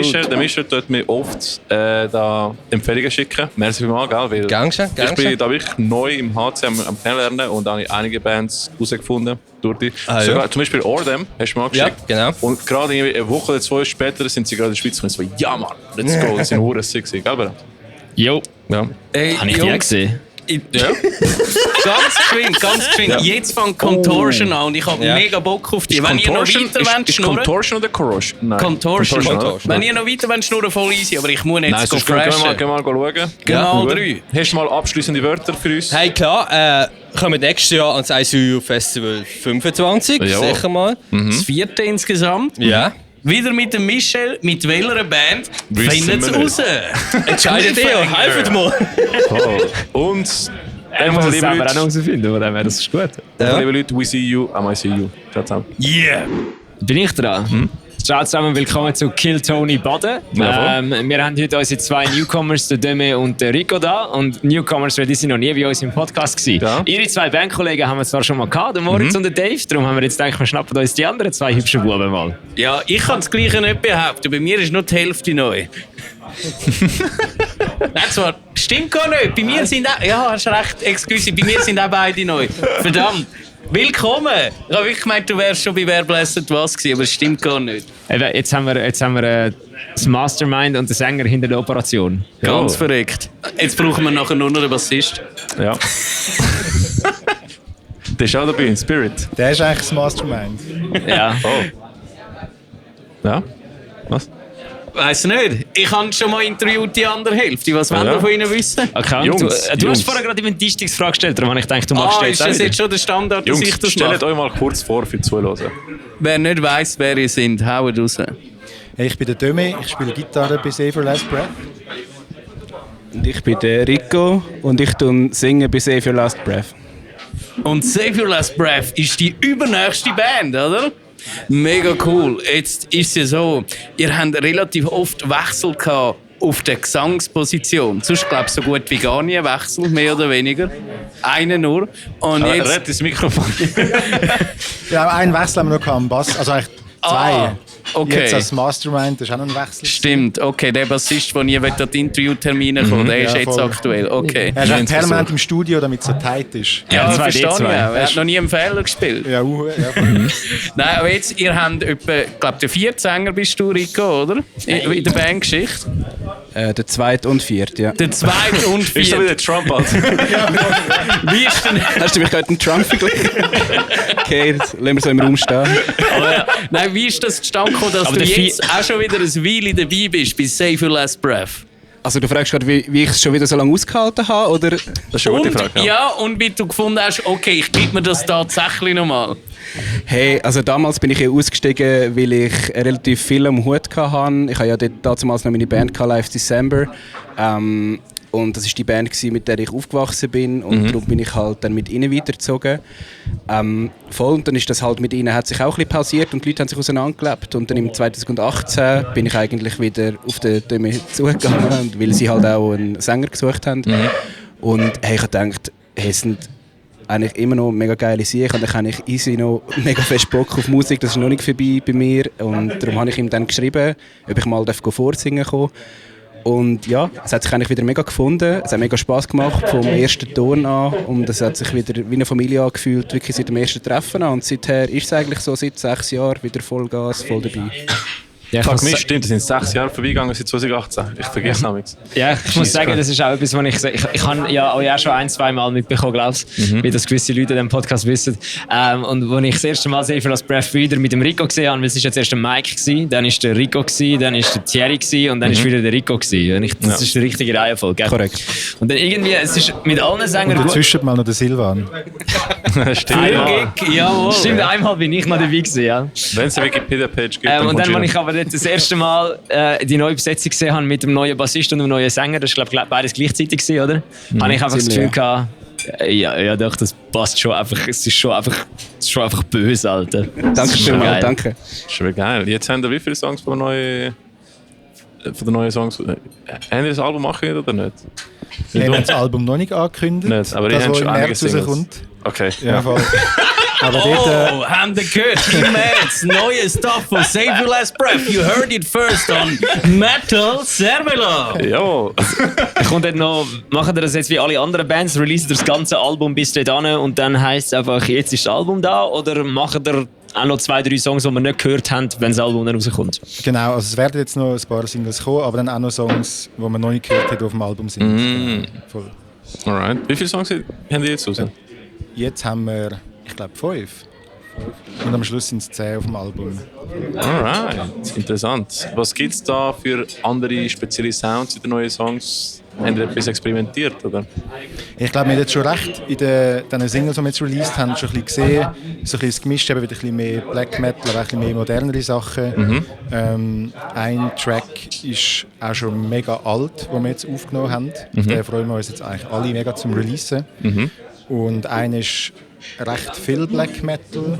Also irgendwann kommt Corpse Paint in dem Fall. Genau, voll. Also das müssen die jetzt durchziehen. Irgendwann. Also ein Mitglied nach dem anderen. Es fängt dann irgendwann an. Ja, voll, der Bassist ist zuerst. Ja. Nice.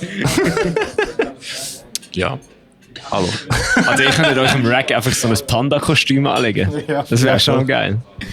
Ich bin mir überlegen, was ich die Jungs fragen muss. Ich sehe euch so oft im Fernsehen. Ich habe noch eine Frage. Wann kommt das Video vom Auftritt am Craftfest? Hey, der Moritz macht unsere Social-Media-Planung. Ja, müssen wir mal fragen. Das ist wirklich ein cooles Video.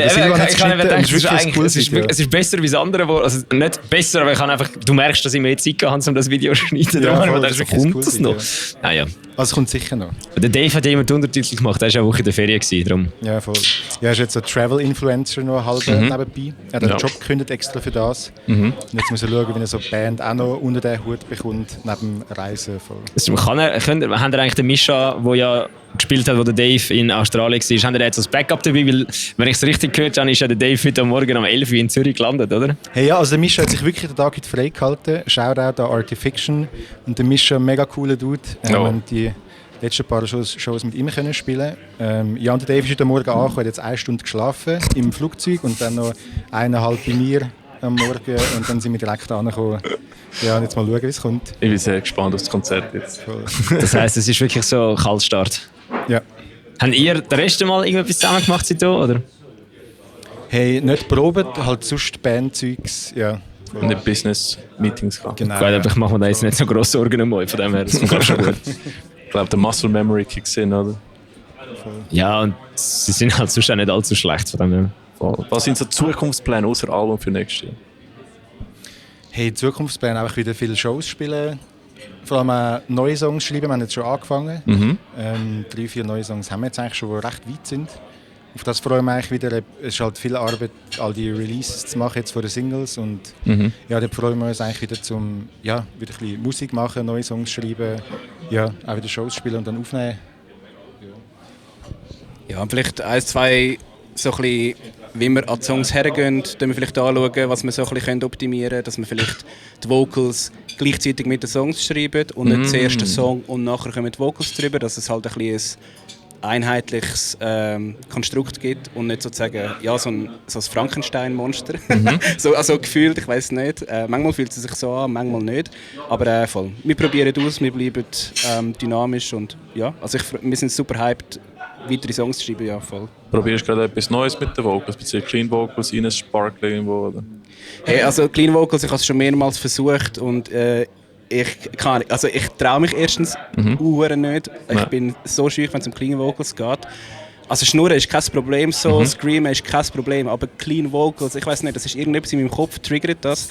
Das traue ich mich nicht. Auch, also vom Sound her finde ich, passt es nicht so gut, ich weiß nicht. Ich habe das mit den Jungs schon ein paar Mal angeschaut und es war schon immer ein bisschen die Idee, vielleicht können wir es probieren und nachher spielen wir wieder irgendwie Martyr oder Transient und dann ist einfach so, ja komm, schieben wir es noch ein bisschen weiter hinten, es passt gerade so, wie es ist. Also so Pitch-Screams oder so, ich meine. Hey, ganz ehrlich, ich weiß nicht, was du gerade gesagt hast, weil ich kann also von Metal-Vocal Lingo habe ich irgendwie keine Ahnung. Vorher hat mich die Erika gefragt. Denk an Thorn zum Beispiel. Der singt nicht, aber er hat Pitch Screams und hat so ein bisschen Noten rein. Es ist so halb, als ob er singt. Ja, voll. Also ich höre meistens, was die Leute machen. Ich finde es mega cool, ich versuche es zu replizieren. Aber wenn du mir so sagst, kannst du die Art von Scream, dann bin ich so, mach's bitte schnell vor, dann weiss ich, was du meinst. Voll. Alright. Aber das liebe ich am Rico, als ein absoluter Nicht-Nerd-Approach zu dem Ganzen. Wenn er so eine Frage gestellt wird, wie, isst du jetzt ein Glas vor dem Auftritt? Und der Rico sich einfach so 3 Kugeln Glas reinschiebt aus dem Becher und dann so, ich verstehe die Frage nicht. Das ist so ein Moment, wo ich die Band einfach liebe. Ja, also, welches Inhalationsgerät brauchst du, einmal um die Luft in deinen Atemkanal vorzubereiten? Also, so mit einem halben Bier, so, Also, ja, voll. Nein, also ich habe meine Routine, ich habe meine Vorbereitung. Ja, voll. Ist vielleicht nicht die mega ausgearbeitetste, aber voll. Ich habe mir schon Sorge, ich schaue, dass ich halt am Tag durch einfach gesund mich verhalte und eigentlich einfach generell einfach fit bleiben voll. Und das ist eigentlich, finde ich, die beste Vorbereitung, die man als Sänger machen kann. Einfach generelle Fitheit und nicht irgendwelche Scheiße essen am Tag durch und dann hebt das eigentlich voll. Alright. Hey Ricky, willst du nicht noch die Frage stellen, weil du hast den Rico ja noch gar nie vor dir gehabt, aber du hast jetzt vorher alle Sänger gequält mit der Frage, was ihre Einflüsse sind. Willst du das nicht auch noch da machen? Jawohl. Danke, Bela. Kein Problem. Hast du gerade die Frage selber stellen? Nein, das ist deine Frage. Frage. Jungs, Einflüsse. Jetzt. Also vocalmäßig oder bandmäßig allgemein? Hey, allgemein würde ich sagen, sind wir relativ beeinflusst von Neoera, kann man sagen, Heaven Shall Burn. Wolltest du noch 2 sagen? Kommt das Cover wieder mal zurück oder nicht? Hey, das wissen wir nicht. Wir haben, genau, also Silvan spricht das Cover von Endzeit an. Das hat Spaß gemacht. Das war das erste Cover, das wir je gespielt haben als Band. Bös. Mal so als Surprise. Bist du der nicht gewesen, Brian? Wann? An der Kamigawa-Show war es. Ja, also ich bin auch fast jeder gewesen, glaube ich. Wenn sogar auch jeder. Der, wo wir auch gespielt haben, wo ich den gelbe Longsleeve angehabt. Ja, dort der haben bin wir ich gemacht. voll geil. Dann weiss ich es nicht mehr, aber ich bin der gewesen. Und sonst andere Cover, der Hammerfall zum Beispiel. So Ja, interessant. genau. Einmal so ein schönes Sabaton-Cover, da kannst du dich austoben mit Clean Vocals. Jawohl. Sie Powerwolf. Und gut. Ja, wir können sonst noch eine schlechte Idee bringen. Ich fände, Nein, Britney Spaß Spe- beiseite. Britney Ich meine, Spears wäre auch noch geil tönen, wenn sie es würden machen wahrscheinlich. es würde fix geil tönen, aber die beiden, die du gesagt hast, Neorea und HSB, das ist ja auch... Die Mischung aus diesen beiden ist ziemlich genau euer Sound, oder? Es ist Metalcore und es ist Black Metal und du machst so einen ganz bösen Blend daraus raus. Ist das ursprünglich die Idee gewesen, oder habt ihr euch wie einfach in dem gefunden gehabt? Ja, ich glaube, es ist so ein bisschen die Musik, die uns allen auch gefällt. Eben, wir hören auch, ja, ich glaube mittlerweile nicht mehr so viel Metal alle, aber wenn, dann halt eher so ein bisschen Black Metal Sachen oder... Also was sind deine Top 3 Artists jetzt in Spotify letzten Monat? Ich muss jetzt nachschauen. Also, Ja, ohne nachschauen, nicht cheaten. hey, also es ist wahrscheinlich vieles, also Frankie C und Harvey Gunn, also es ist mega viel so. Wer? Es ist so englischer Hip-Hop. Sag mal noch den Namen. Frankie Stew und nein, Harvey Gunn. Okay. Das sind von Brighton so zwei Dudes. Die habe ich jetzt viel gelost. Hey, das ist immer so schwer auf die Schnelle. Also ich höre sehr viel einfach Hip-Hop Okay. von England. Ja. Bei dir, Rico? Ich habe das neueste Make Them Suffer Album recht fest gefühlt. Ist ein anderer Sound von Make Them Suffer. Das alte Zeug finde ich natürlich ein bisschen geiler, aber ich höre trotzdem jeden Song, den sie rausbringen und es ist einfach ein neuer Touch. Und das bin ich recht am Auf- und Ab hören gewesen. Hey, und sonst einfach irgendwie Anime Nightcore. Das Anime Übliche. Nightcore? Ja, voll. Was ist das? Möglichst hoch-pitched, möglichst schnell, Du technisch. kennst Nightcore nicht, Brudi? Nein, ich höre Hyperpop, Bro. Oh mein Gott, ich muss dir auch mal etwas erklären. Hey. Nein, voll. Also so ein bisschen, ich verfolge so ein bisschen Metal-Szene, so ein bisschen die Bands, die mir gefallen, schaue, was sie rausbringen, höre ich rein und sonst bin ich auch wirklich also querbeet Sachen am hören. Voll. Okay. Alright, spannend. Ja, spannend, wir sind gespannt auf euren Gig heute. Bei mir ist das 8. Mal, bei dir, Ricky. Jesus Christ, ich weiß nicht im Fall. Okay, und jetzt der Bella. Also laut Gedudel ist es 43, aber das stimmt nicht. Das ist wesentlich zu wenig. Bei dir muss man zählen, welche Gigs bist du nicht dabei Das ist gewesen. wesentlich einfacher, ja. Ja, musst du die noch nacherfassen, die im Gedudel fehlen? Ja, ich habe eben das Problem, ich weiss nicht einmal mehr, wie viele das okay. sind. Ich könnte mal, wenn ihr mir mal eure Konzertliste durchschicken, kann ich das machen, aber ich glaube, da bringe ich mich vorher rum, weil das sind etwa 100 mindestens. Crazy. Nördlich Habt von ihr 100, ja. habt ihr mal Features gehabt bei euch? Einmal, mit anderen Sängern oder nicht? Bis jetzt? Nein, also bis jetzt noch nicht. Wir haben uns jetzt für das Album überlegt, aber irgendwie haben wir dann die Songs eigentlich mit den eigenen Vocals schon recht cool fertig gemacht. Aber dann haben wir uns jetzt durchaus bei den nächsten Songs überlegt, um ein Feature machen mit 1-2 Bands. Ja, weil es nicht mehr gerade wundern, weil ich kann glaube noch, eben, noch nie, ich glaube überlegt, so Severus Breath, nein, nie wirklich, auch nicht. Nein, bis jetzt noch nicht. Ja. Dann interessant, man. Ich habe gehört, so ein australischer Immobilienmakler macht etwa die Featurings, wenn man genug zahlt.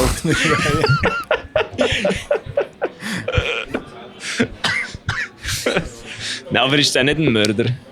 Nein, der nicht. Ah, okay. Wer von welcher jeder? Der ist nur transphob. Vom Ich habe CJ jetzt McMahon. mehr auf den Namen angesprochen von der Band, die er war. Mist, Wer ja. ist deine Band gewesen? Die Art Murder. Ah, The Art, ja voll, stimmt. Ja. Ja, Ja, Ja, oder mit SLA Dying oder ja. so. Gell? Ja. total. Ja, der Sänger von ihnen hat ja Beide. irgendwie, glaube gerade ein paar... Ich könnte euch ja als Ja. Band bewerben dort. Ja, ja, voll. Alright. Rico, einfach eine Zwischenfrage heute. Ist sehr kalt im Backstage, also nicht im Backstage, im Dings. Gibt es trotzdem den Windbreaker oder leist die Winterjacke an? Also ich glaube, heute ist der Windbreaker actually gerechtfertigt. Es sind wirklich sehr, sehr, sehr frostige Temperaturen. Das Merch ist wie am Weihnachtsmarkt, so in einer Halle. Also ich meine, der Platz ist fein, alles. Die Leute können das Zeug anschauen, es ist Platz für alle da. Aber es ist schon sehr frisch. Ich glaube, bei so vielen Bands musst du immer wieder... Ja, safe. Ich meine einfach den Glühwein. Mit dem Glühwein stand nicht aus Ohne der Seich. Ficker. Genau, Heizbier, Dingsbums und Glühwein. Das wäre es noch gewesen. Dann Das wäre ist es ein der Marktglück, Alter. beste Merchstand ever. Aber voll, es ist schon frisch. Das ist fürs nächste ICU-Festival. Wir müssen einfach einen Weihnachtsmarkt dort rein organisieren. Dann können alle Leute an den Weihnachtsmarkt und dann geht so, zack, jetzt schauen wir Death Metal. Go. Perfekt. Ja, das gefällt mir. Alright, Hey, Jungs. danke, sind ihr da gewesen. Danke euch vielmals. Viel Erfolg. Danke. Macht's gut, bis Sind später. gespannt. Ciao. Ciao zusammen. See you am IC. Bonjour miteinander. Für euch sind es 2 Sekunden gewesen, für uns sind es 3 Sekunden gewesen. Weil jetzt sind wir da mit dem Erik von Eile Illusionist. Hallo zusammen. Ich habe sogar richtig gesagt, oder? Ja, voll. Ist das korrekt gewesen? Perfekt. Ich habe den Namen mal richtig ausgesprochen von der Band. Nicht der Rico von Ide Illusionist. Nein, der ist es nicht. Der Rico ist vorher da geguckt. Aber der Ja, hat das genau. Gleiche gemacht wie du, der hat auch rumgeschrauen. Ah, was? Und jetzt ist es so, du bist gar nicht da, um bei ID Illusionist zu singen, sondern du machst Videos. Ja, genau. Wie ist es zu dem gekommen? Die Corinne hat einen Post gehabt, vor etwa einer Woche. Hey, ich suche nach Springer und jemanden, der filmt, aber nicht schneidet, weil jemanden, der schneidet, habe ich. Dann habe ich gesagt, ja. Also irgendjemand hat mich getaggt, sorry, ich weiss deinen Namen nicht mehr, es tut mir leid. Aber irgendjemand hat mich getaggt und dann habe ich gedacht, ja, ich habe nichts los. Meine Freundin ist gerade in Milan, Shoutout Noel, ich liebe dich. Shoutout. Noel, Shoutout. Ja, du kannst nicht. Natürlich. Ah, genau, die Kamera läuft ja sogar noch. Das war das erste Mal, dass etwas so Schönes in diesem Podcast gesagt worden ist. Nein, auf jeden Fall.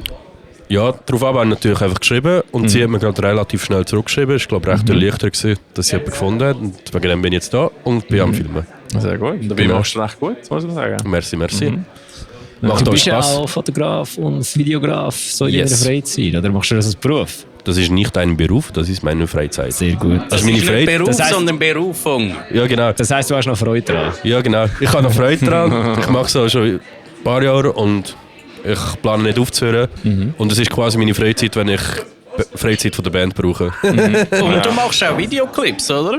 Genau, ja. Also Musikvideos. Also Erzähl mal über dein ganzes Portfolio schnell. Zum Wissen, was du Also, gemacht hast. ich mache grundsätzlich Fotos, auch schon ein paar Jahre, namhaft, zum Beispiel All Together, das Jahr am Greenfield. Ja. Was wäre noch zum Beispiel Hate Pop, No Borders, also auch relativ gross, aber auch kleinere Sachen, Expello, Release Show habe ich gefotet. Und so ein bisschen so. Genau. Voll. Übrigens, der an List-Songs hat er gemacht. Der erste. Ah ja, genau! Oh mein Hat Gott! er auch gemacht, ja. voll. Das stimmt, aber das ist schon lange her. Ich habe die immer noch drauf. Ich habe keine neue gemacht. Aber die sind noch cool gekommen. Gell? Ja, Finde das ich, ist geil ja. gewesen, ja. Einfach im Wald. Das war kalt. gewesen. Ich habe Nicht so glaube ich, noch den Blitz mitgenommen und so. Wir haben Zeugs einiges gemacht. probiert, aber ja. Nein, ist cool, so mit Mega, normalen. mega, ja. Videos, Artifiction, 2 Musikvideos von Elysian und Automaton. Ah, oh shit, ja. Irony Die of zwei- Fate, oder? Genau, Irony of Fate, die ersten 2 Videos. Oceans of Doom und 6 Feet Deep, glaube ich. Yeah. Heisst es. Also Genau. das Video ist geil rausgekommen. Merci, Das ist sick. Ja. Genau, und halt auch viele Live-Shows. Habe aus irgendeinem Grund dürfen auf Hamburg go Beartooth filmen. Stimmt, das habe ich gesehen. Wait, what? Das ist hure weird gewesen. Das ist echt gerade gesehen, Ja, genau. Erzähl mal, wie ist das habe- passiert? Ihr Fotograf, respektive Videograf, hat eine Story gehabt, hey, ich brauche da und da noch Assistance. Und ich so, ja gut, der Dude hat 20'000 Follower, der schreibt eh nicht zurück. Weißt, so wie eigentlich so generell alles so im Sinne von, ja, ich bin so gross und ich schreibe auf meine Anfragen eh nicht zurück. Und er ist eigentlich bei ihnen genau, also ich habe ihm einfach so geschrieben, so denke ich, der schreibt eh nicht zurück. Und ich habe ungelogen 3 Minuten später die Antwort gehabt, so, ja, es ging um das und das, mit was shootest du so? Und ich so, ja, mit dieser Kamera. Und er so, also let's go. Ich so, oh shit, jetzt muss ich alles buchen. Das ist mega komisch, also mega geil, dass es geklappt hat, aber ich erwarte jetzt nicht, dass ich in der nächsten Zeit plötzlich riesig werde. Wegen dem mache ich immer noch mega viel in der Schweizer Szene. Aber es ist ein Credit. Ja, es ist definitiv ein Credit und Darf ich fragen, hast du dort nachher den Flug selber zahlen oder haben sie das übernommen? das habe ich actually übernommen. Ah, okay. Und meine Gage war auch nur so gross, dass ich eine Fahrt mit dem ICE kann decken. Also es ist jetzt nicht so, dass ich jetzt dort bin und quasi so Big Money gemacht habe. Aber es ist halt geil. Ist for the experience gewesen. Ich habe aber auch dürfen, noch Support-Bands fotografieren, einfach für mich. Und die sind auf meinem Account. Also Ah, die das ist geil, sehen. ja. Wer hat alles gespielt? Landmarks und Polaris. Ja, geiles Line-Up. Ja. Nein, ist geil. Genau. Und das Illusionist-Video Leeches Feast ist auch von mir. Habe ich jetzt aber gerade fragen, hast du dich selber versklaven dort? Nein, ich habe es einfach angeboten. Das ist ja nur fair. Und ich kann, also wir kann halt als Band auch relativ Geld sparen. So. Das ist so. Definitiv. Und jetzt bin ich auch noch an einem zweiten dran. Aber Ich habe nichts gehört. Hast du da auch einen Apostroph drin? actually Ich not. glaube, wahrscheinlich es ist, glaube ich habe es, glaube ich, herausgefunden. Dass es eben das war, dass wir quasi einfach 3 Stunden lang über den Song geredet haben, ohne dass wir über den Song geredet haben. Und dann dass du gesagt hast, wir Hurensohn haben nur über den Song, nur über das. So irgendwie. Ja, kann schon sein. Also off-camera hat er mir eben scherzhaft vorgeworfen, dass ich etwas gesagt hätte und ich bin jetzt mir den Grind am Zusammenbröseln. Ich schicke dir den Timestamp, wenn ich es wieder Das wäre finde. geil, weil ich kann Aber, mir, also, aber all good, Bro, gell? ja, also, du hast ja selber gesagt, ich hätte es 100% nicht so gemeint. Ja, Aber genau. bei der zweiten Single haben wir auch nachher über den Apostroph geredet. Ja, das stimmt.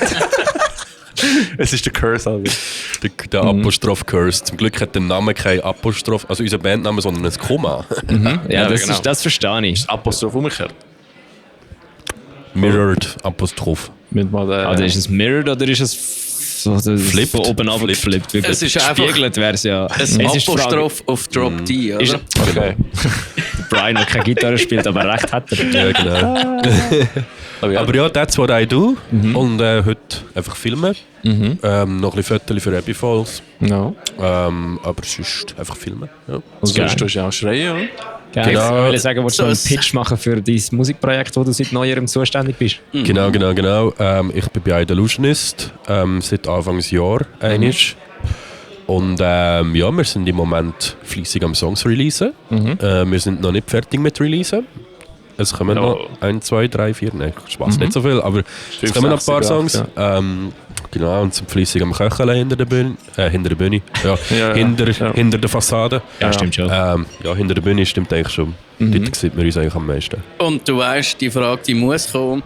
Kommt bald neues Material von Snurtenbezünner. Hey, du musst den Roman fragen. Okay. aber es sind, glaube ich, schon noch gewisse Songs die nicht veröffentlicht sind. Finde ich gut. Das macht Mut für Slam-Fans. Aber Dings. Ich bin sogar schon mal dabei gewesen, wo du die Frage gestellt hast. Ich habe sogar gewusst, um was es geht. Nicht schlecht. Aber Dings, wie hat ein anderes Projekt Ashes of Time geheißen? Also Trinity of Time. Trinity of Time. Kommt da mal etwas raus? Hey, wir haben dort mehrere Demos. Und ich habe letztens mit dem Baski. Erzähl mal, wie das Projekt, was sonst noch für Projekte noch gehabt hast. Die erste Band wirst du wahrscheinlich nicht können. Die ist Ticket to Nowhere. Kann ich? Ach schon? Ja. Respekt. Aber sagt man sogar etwas. Genau, also Wer hat dort alles gespielt? der dir wahrscheinlich am meisten etwas sagt, ist der Fabian, der Gitarrist. Der ist der Cryos Guitars macht. Das ist der die baut. Ja. Der Drummer ist der Baski. Der Baski, Den ja. kennst du wahrscheinlich auch. Der Andi spielt Gitarre. Der ist tut sich vor allem im ich sage jetzt mal im Kulturwerk 118, also Zorsi, engagieren. Okay. Ja. Und Daniela Bucheli, sie engagiert sich glaube aktuell nicht mehr so krass in der Szene, aber könnte auch falsch sein. Alright. Genau. Der Baski hat auch noch bei Kill the Unicorn kurz Schlagzeug gespielt. Ah, interessant. Ja. Und jetzt ist er bei Ghostlights. Ah, ist er? Ja, Oh, nice. genau. Aber sag mir etwas über den Ori, oder? Ja. Und ich bin dann dort drauf aber irgendwann mal raus. Einfach weil der Progress nicht so geil war für mich. Also nicht so schnell vorwärts. Und ich hatte dort auch gerade nicht so viel Zeit für die Band. Ich war dort einen Lehrabschluss gewesen. Und dann danach habe ich mit dem Baski zusammen Trinity of Time gegründet, so als Instrumental-Projekt. Ja. Also nein, eigentlich wäre noch das zweite Fire of Fate dabei gewesen. Aber du machst ja Gitarre dort, oder? Ja genau, dort habe ich Gitarre gemacht, oder immer noch. Also Das es ist schon, eigentlich schon nicht... technical shit, muss man sagen. Findest du? Ja. Es könnte heftiger sein. Aber ja, es ist schon nicht so... Ja, so hast du ein Multitalent Basic. im Fall. Ne? Ja, ich versuche einfach alles da so zu machen, to my best, auf my ability. Und ja, Hat es so noch gut geklappt bis jetzt, muss ich sagen. Ja, merci. Also ich versuche, Foto und Screaming liegt mir am besten von dem Zeugs, was ich mache. Ja. Hey, du Bretter hat sich da wieder du musst Videoele. Videoele, stimmt. Ja. Jetzt ist die Band dran, wo das namensgebende ist für das Festival. Die Corinne fragt sich wahrscheinlich schon, hey, wo ist der Erik? Wieso steht kein Mensch mit der Kamera vor der Bühne? Also keine Zeit verlieren und sofort die Band schauen. Genau. Also, see you, I see you. Yes, Ja, genau. danke Erik. Tschüss zusammen. Das ist für dich. Yes. Tue ich gerade auf meine Koffer, wo Geil. da irgendwo steht. Geil. Hey, in dem Fall. Tschüss. Tschüss. Meine Damen und Herren, wir sind zurück und wir reden jetzt Hochdeutsch, weil wir einen sehr, sehr speziellen Gast haben. Und zwar der Vincent. Vincent? Ja. Vincent oder Vincent? Vincent von Henriette B. Oder Henriette B. Das auch, wie du willst. Hey, cool. Nein, wir haben nicht oft da Bands aus der Romandie auf Deutsch. Letztes Mal mit Uncircle haben wir es auch Englisch gemacht. Ja. Aber jetzt... Und mit Lascal auch mit Englisch. Lascal auch auf Englisch. Ja. Warte schnell. Oh, jawohl. Oha. Sehr gut, sehr gut. Jawohl, represent, Lascal. Ja. Lascal, we love you guys. Ja, Mann. Nein, eben, danke, dass du im Podcast kommst. Ich finde, ihr habt einen super Auftritt gemacht und gespielt. Und erzähl uns mal ein bisschen über dich und über deine Band. Okay, also die Band ist ziemlich alt, also fast alt wie ich, nein, schätze. Also wir sind seit 15 Jahren unterwegs. 15? Ja, genau. Fuck! Ich denke, ja. Crazy. Die Band haben wir in 2009 gegründet, ja, genau. Sick. Und das Line-Up hat sich mega geändert. Ich bin der letzte ursprüngliche Mitglied von dieser Band, genau. Alright. Und das Line-Up, das wir jetzt aktuell haben wir seit, 2-3 Jahren. Okay. Das ist ziemlich stabil und macht mega Spaß. Sehr cool. Genau, und eben, wir kommen aus der Romandie, aus dem Berner Jura. Jawohl. Genau, und wir spielen trotzdem sehr oft in der Deutschschweiz. Und ist es Kanton Bern oder Kanton Jura? Es ist so eine Grauzone, ja. oder? Jetzt gibt es die politischen. Ja, genau. Also ich und der Träumer, wir wohnen in Moutier. Das bedeutet, wir wohnen aktuell noch im Kanton Bern, aber ab 2026 im Kanton Jura. Wow. Aber das Proberaum ist schon im Kanton Bern. Alles klar. Alright. Kompliziert, Ja, schon. Aber ich glaube, aus der Bands, aus der Romandie spielt Henriette B tatsächlich am meisten, glaube ich, in der Deutschschweiz. Ja, also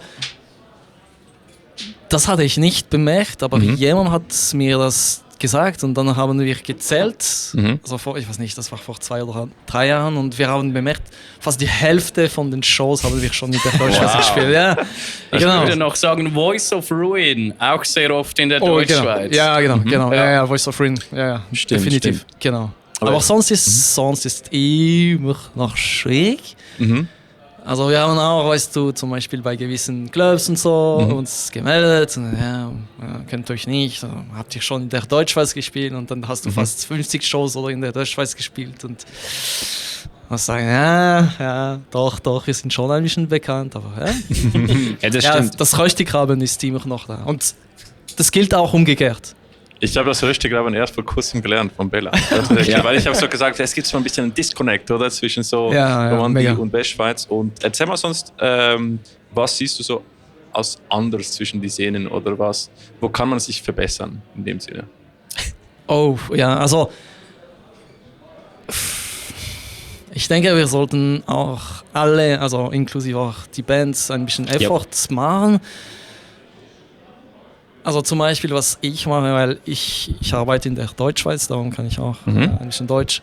Wir probieren immer, wenn wir Shows haben und selber organisieren, das ist auch selten, das machen wir immer weniger, eben Bands aus der Deutschschweiz zu nehmen und in das Line-Up zu integrieren und eben so ein bisschen auch zum zeigen, hey, es gibt auch sehr coole Bands in der Deutschschweiz.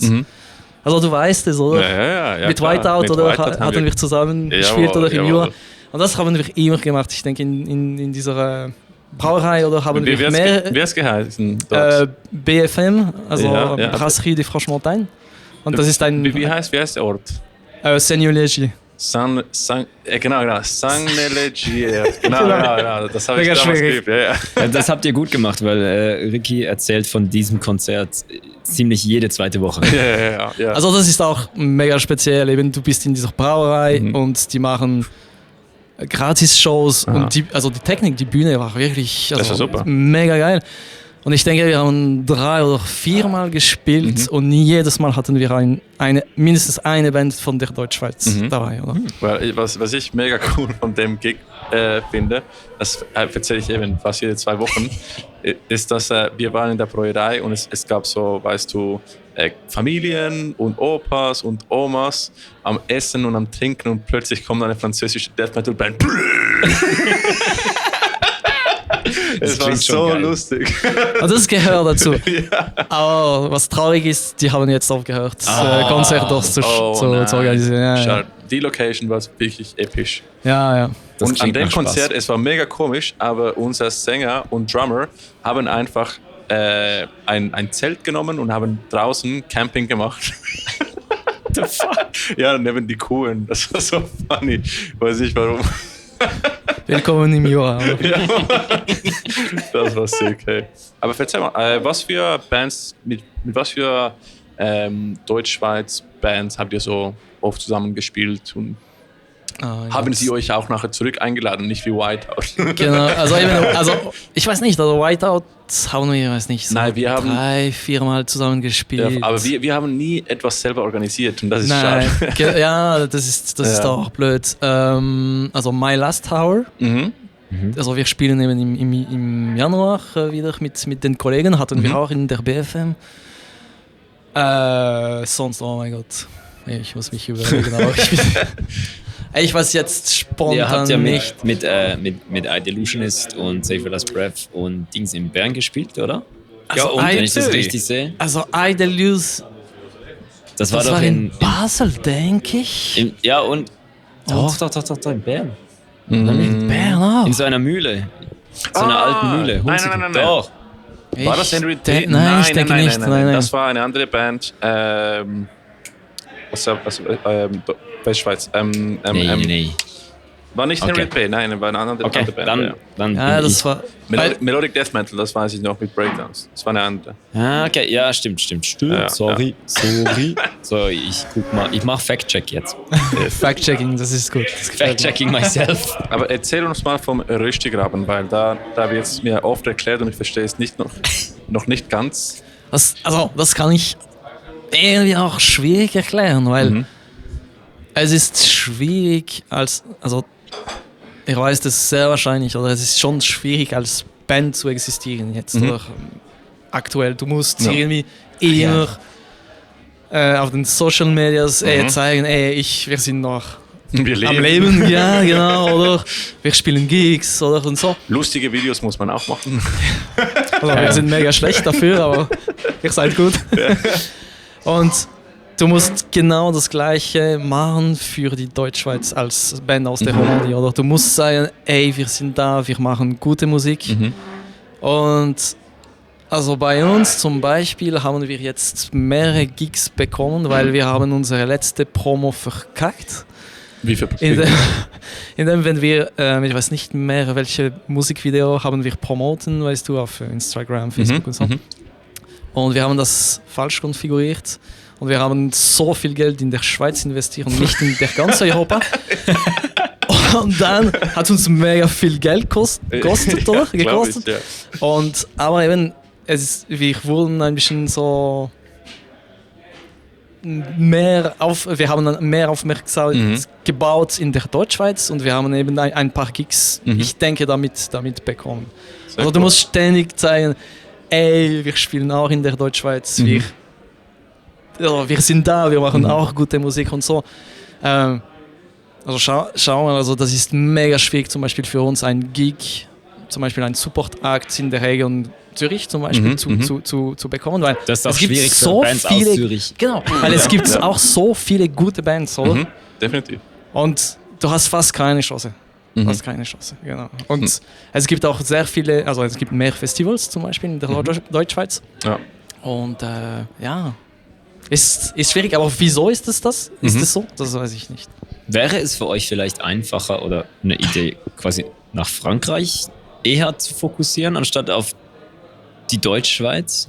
Weil viele Tessiner-Bands machen ja auch eher so Italien-Ding dann, weil es eben vielleicht auch ein bisschen weniger schon gesättigt ist. Gut, auch in Deutschschweiz, mit Deutschland gibt es auch ja, so. Eben, weil die Deutschschweizer gehen nach Deutschland. Genau. Tessiner und die Deutschen kommen nach Schweiz. Ja.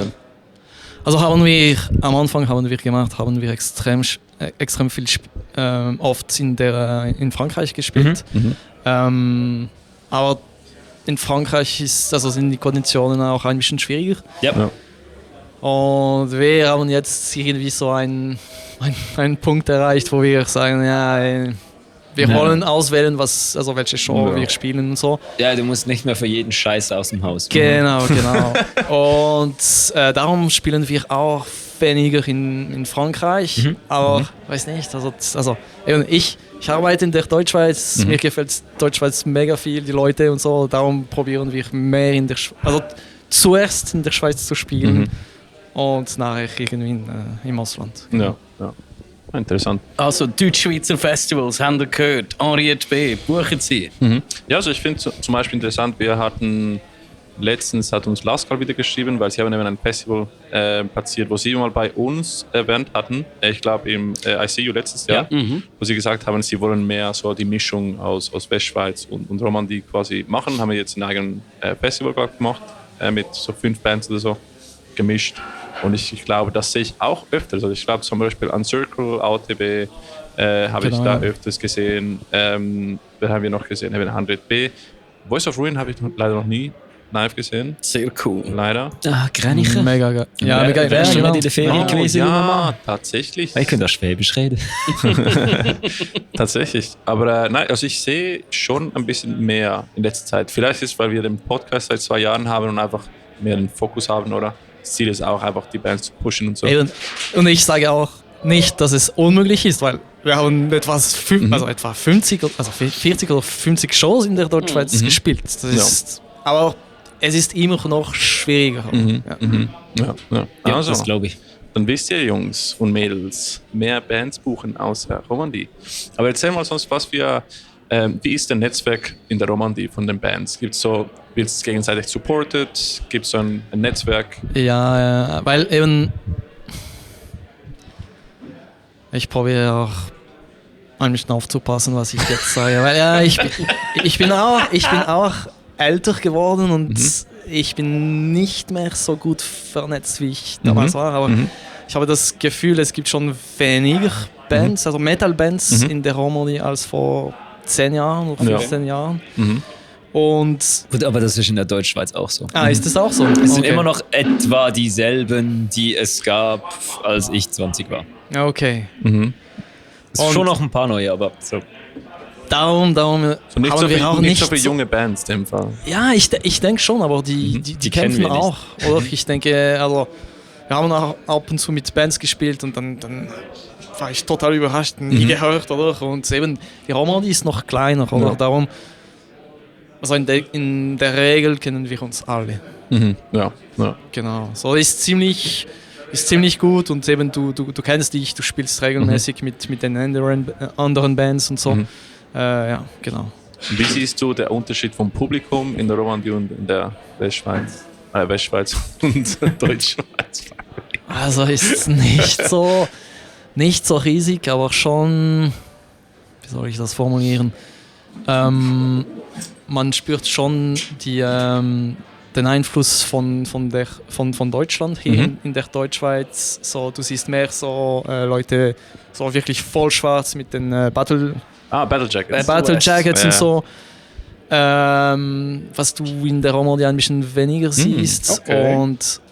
Aber ich finde in der Regel das Publikum viel irgendwie wärmer und motiviert in der Deutschschweiz als in ja. Aber ja, ist auch nicht riesig der Aber das ist jetzt lustig, weil ich bin mit Save Your Last Breath in... wo ist das gewesen? Sie haben letztens in französisch sprechendem Teil gespielt. Und Spoken Word Tour. Spoken Word Tour.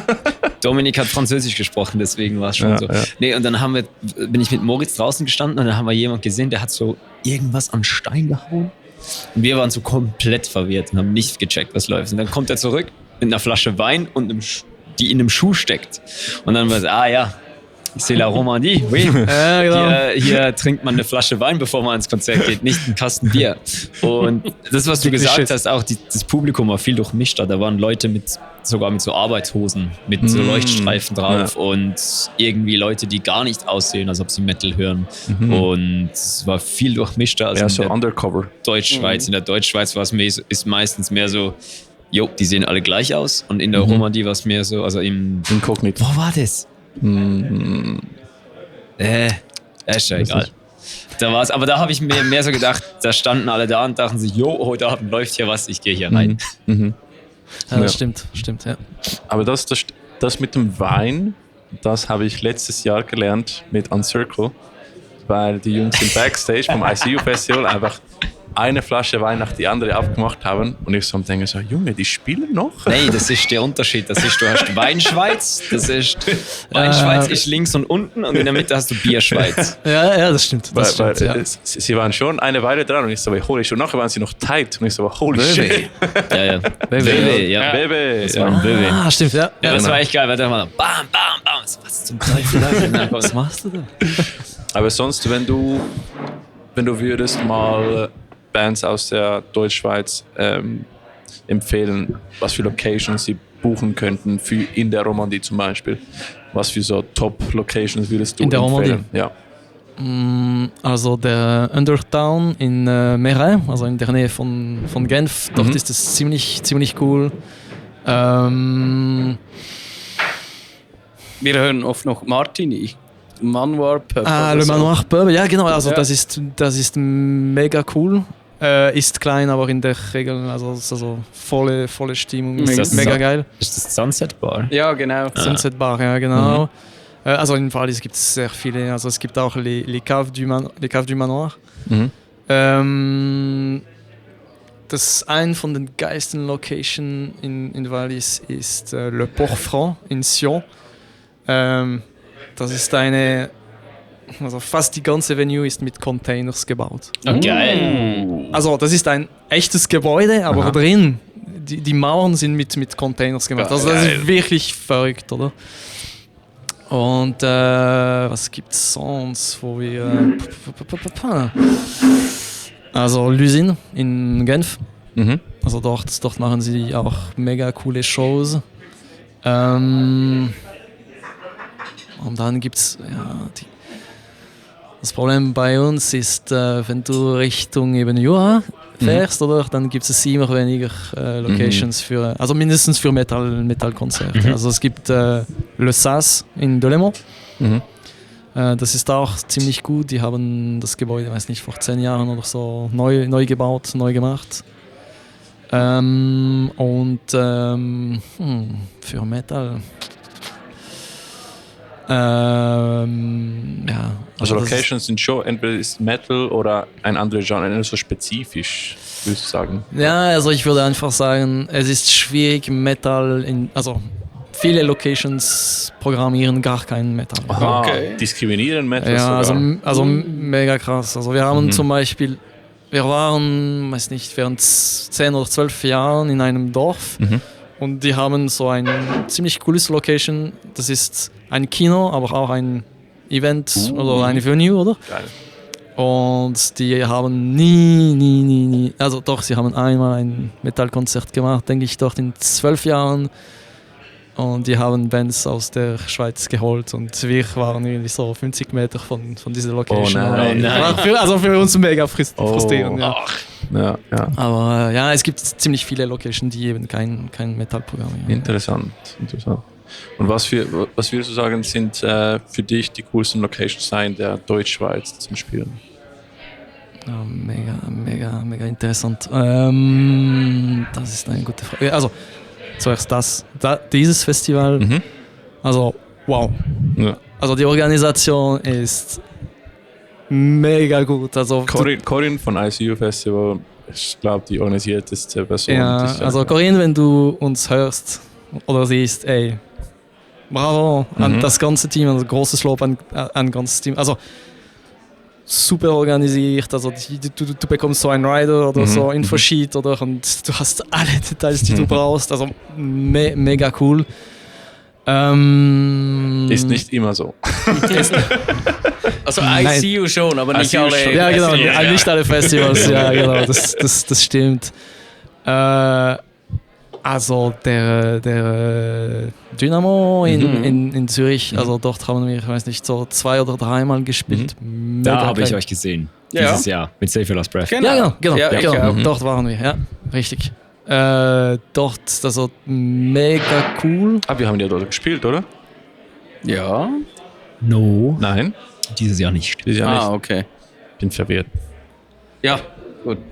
Ihr? Mal ihr gespielt? Eben, ja, du, ja, ich nicht. Ja, doch, Bela nicht, der Ricky schon. Ricky, ja. Fast vergessen. Ja. Ihr habt gemeint, du hast mich gemeint. Und Logify. Aber Logify, Boys, stimmt, ja. Ich will jetzt nicht drängen, aber in 2 Minuten spielt Save Your Last Breath. Ja, stimmt, das wollen wir alle sehen. Und es ist, glaube ich, das erste Mal, dass ich die Band effektiv gucken kann. Und nicht am Arbeiten. Ohne filmen zu müssen. Ohne oder? Roadie. Oh, das stimmt. Alors Vincent, merci beaucoup pour le podcast. Danke euch. Tu es un invité spécial. Ouais, merci. Du kannst ja Französisch. Oui, je peux parler français. Mais très bien. Mais je n'ai pas de pratique, mais je dois parler un peu plus. C'était un plaisir. Ouais, c'était un plaisir. Je veux dire, für Deutschschweizer der gleiche. Alors, Merci beaucoup. nous Nous vous voyons. Nous vous voyons Voyons. au ICU Festival. Das, was sie sagen. See you am ICU. Ciao zusammen. Merci, Bis Vincent. zusammen. Merci.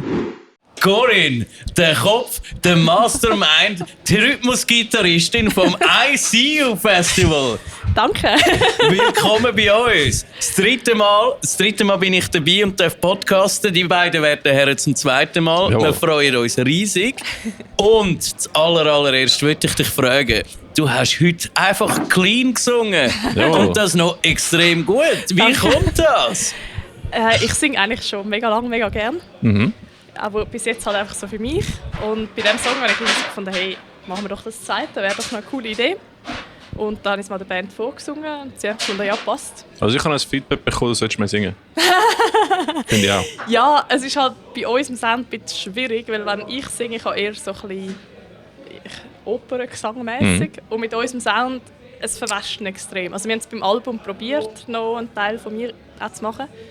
Aber es wird dann gerade so brav, unser Sound. Aber ich finde im Fall, der Jan hat trotzdem so eine Power-Metal-Opera-mäßige Stimme, wo es könnte noch passen, so ein Kontrast. Zwischendurch, ja. Oder er kann schreien und du kannst singen, das geht auch. Ja, das, So gemischt. wir müssen noch ein bisschen ausprobieren, wo es passt und wo Voll. nicht. Ja. Aber Brian, du hast vorher gesagt, es ist Rhythmusgitarristin vom ICU Festival. Wie hast du so schnell alle Bands ihre Songs gelernt? Sie haben bis jetzt an jedem ICU-Festival Minimum einmal Rhythmusgitarre Das stimmt. gespielt. Das Also an ist so, dieser ja. Aussage ist alles richtig. Und zum Absolut. Fair sein ist auch ohne sie das Festival völlig ohne Rhythmus. Also hat der Brian doch recht gehabt. Da haben wir es.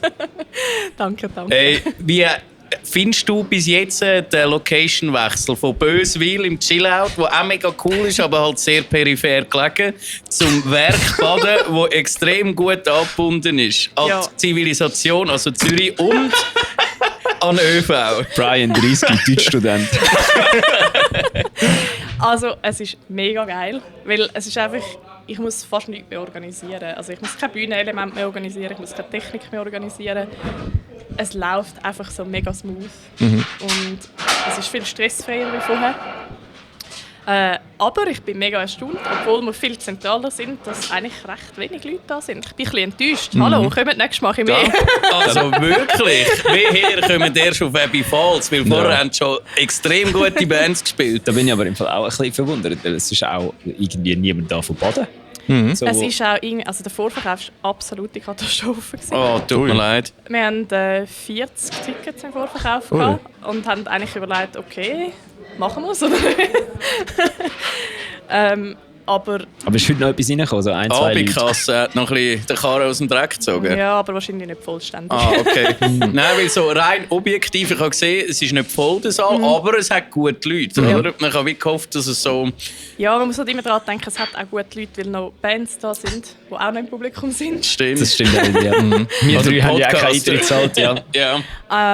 Also ja, von der Eintritt ist es nicht so gut das Jahr, aber es hindert uns nicht, so wieder versuchen. Ja, also, aber man weiss halt einfach nie, an was das liegt. Wir haben so viel Werbung gemacht und irgendwie... Stimmt. Ja, Ja, und, I don't know. ja, aber das Werk ist wahrscheinlich auch günstiger zum Mieten. Nein. Nicht? Okay. Habe ich jetzt abgenommen, jetzt da so für Kulturförderung Zeugs und Sachen ist, oder? Nein, okay. also im Chillout hatte ich auch den netten Deal gehabt, dass ich keine Miete zahlen musste. Ah, Ich okay. hatte keine Bareinnahmen. Das dann wird es schnell mal teurer, ja. Kritische, genau. Und da ist eigentlich mega fair. Also wir teilen das Risiko hälftig.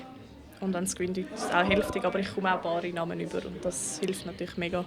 Also sonst, wenn jetzt nicht so viel da sind, trinken einfach mehr, dann geht es auch. Also ich muss jetzt sagen, vorne im Ecke rechts bei Save Lost Breath hat es nach Fahnen geschmeckt. Also das wird, glaube ich, gemacht. Sehr gut.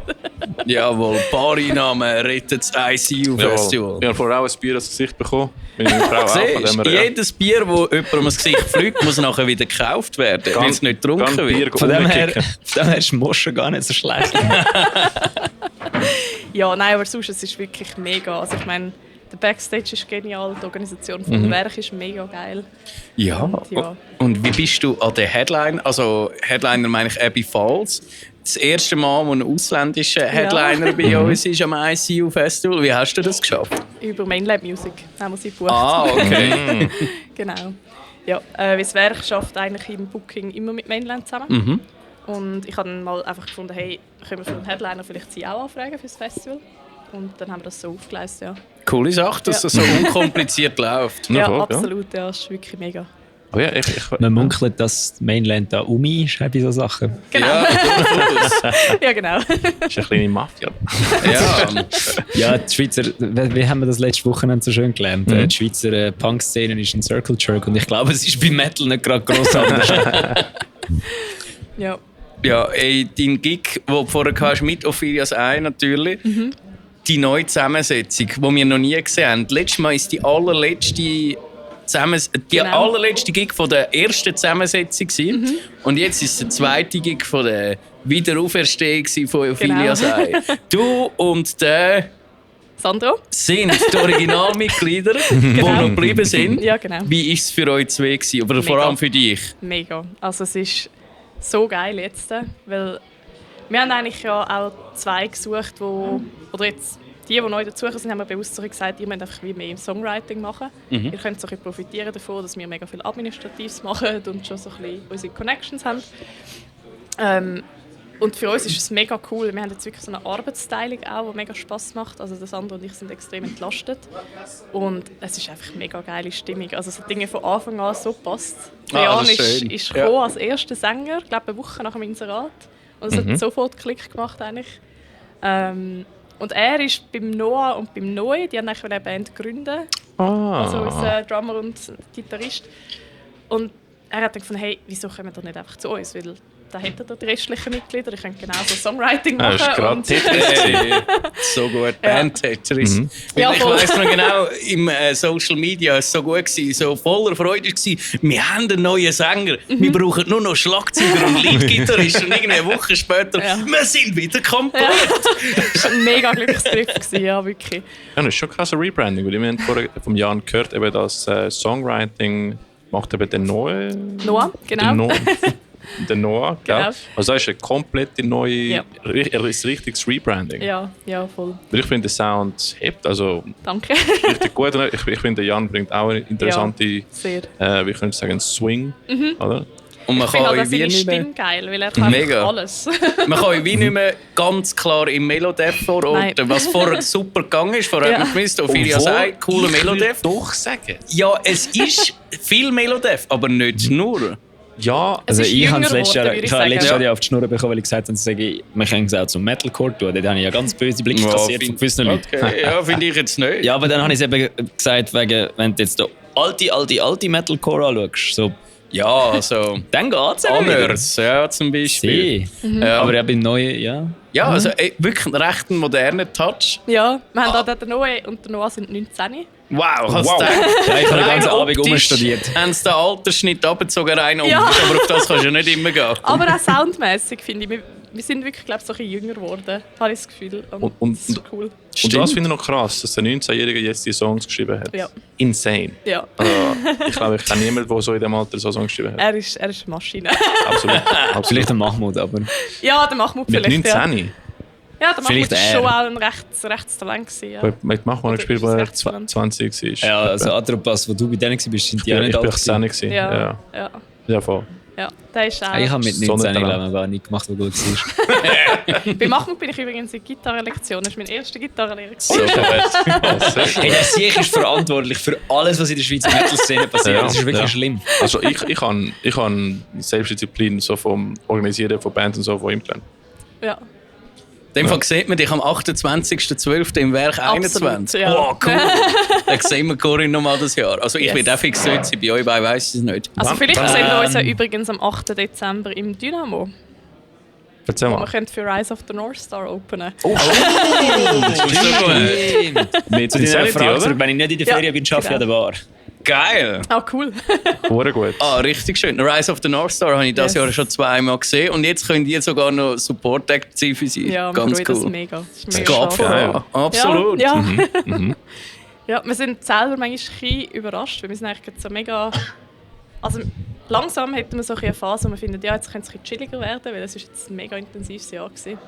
Also gewisse Songs sind eine Woche vor der Release-Show fertig geworden. Krass.